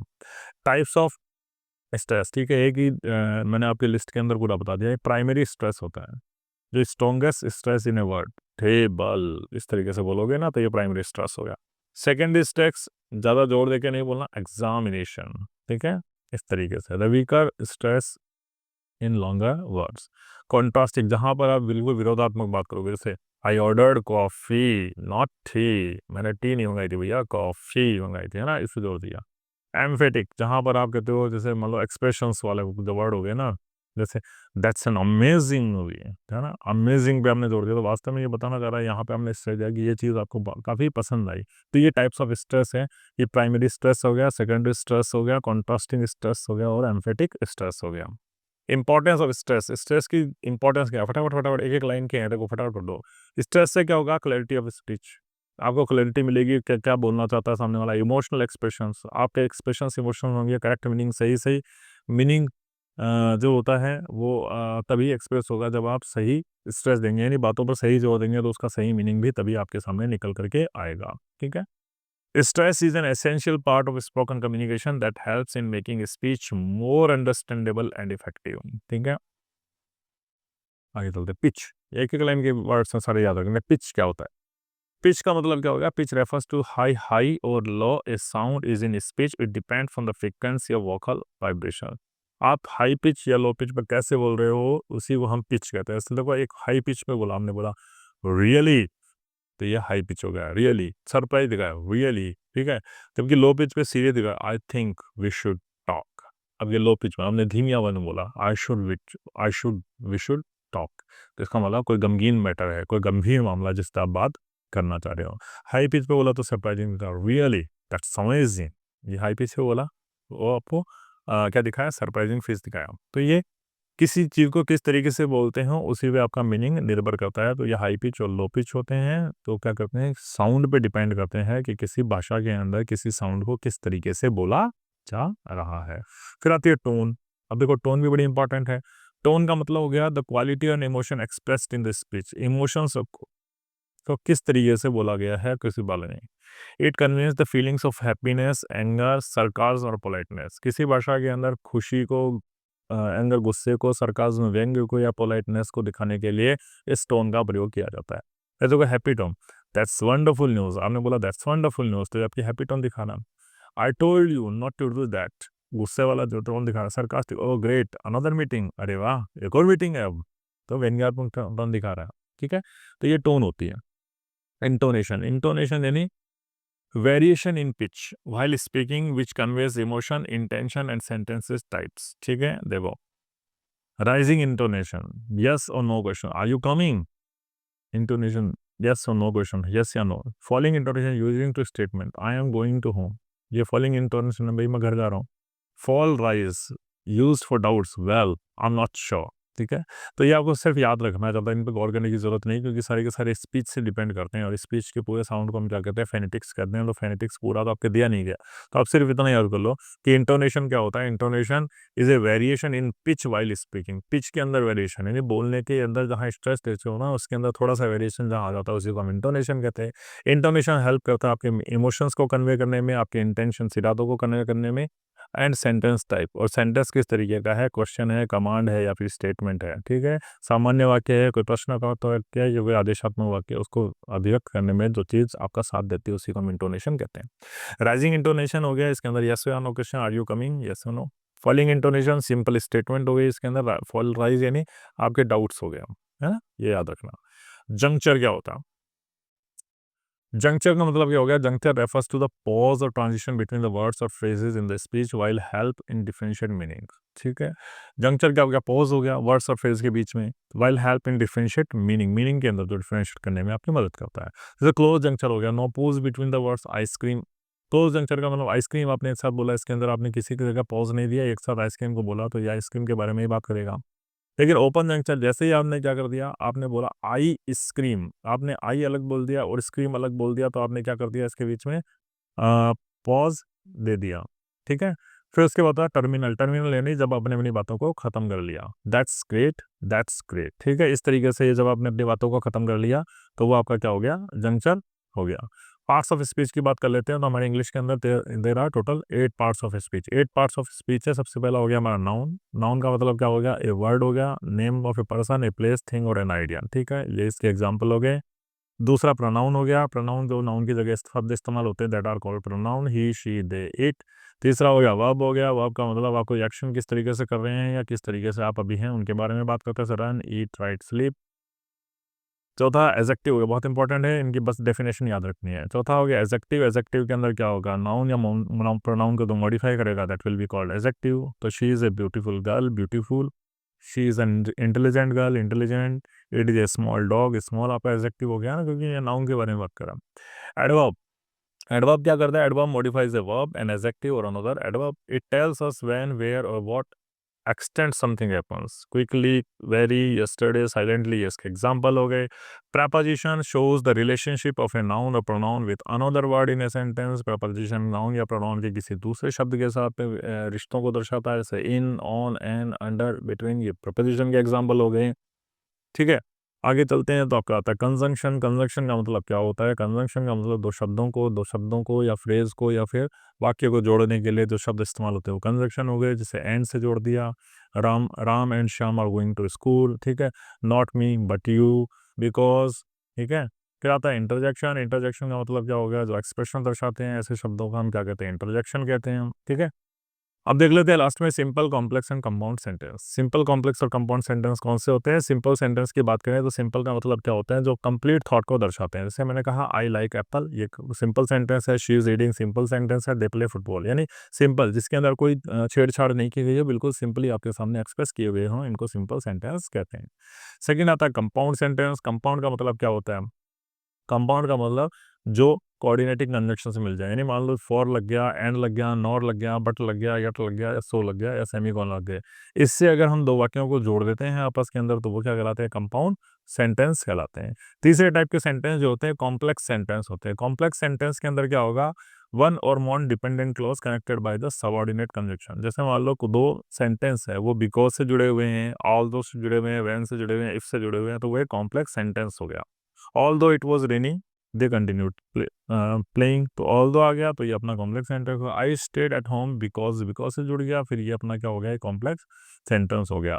तो ये 100% इसके भी बहुत चांसेस हैं आने के आपके एग्जाम के अंदर। बड़ा इंपॉर्टेंट ये क्वेश्चन बनता है आप लोगों के लिए, तो इसको थोड़ा सा याद रखना है। सिंपल सेंटेंस क्या होता है, कंपाउंड क्या होता है, कॉम्प्लेक्स सेंटेंस क्या होता है, ठीक है।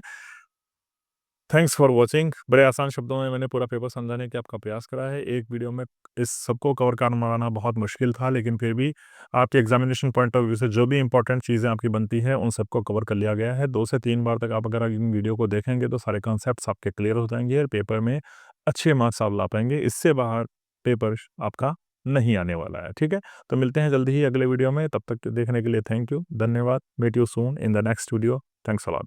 और शेयर करना ना भूलें, सब्सक्राइब ज़रूर करें चैनल को ताकि नए वीडियो से आप अपडेट रह सकें। Thanks a lot.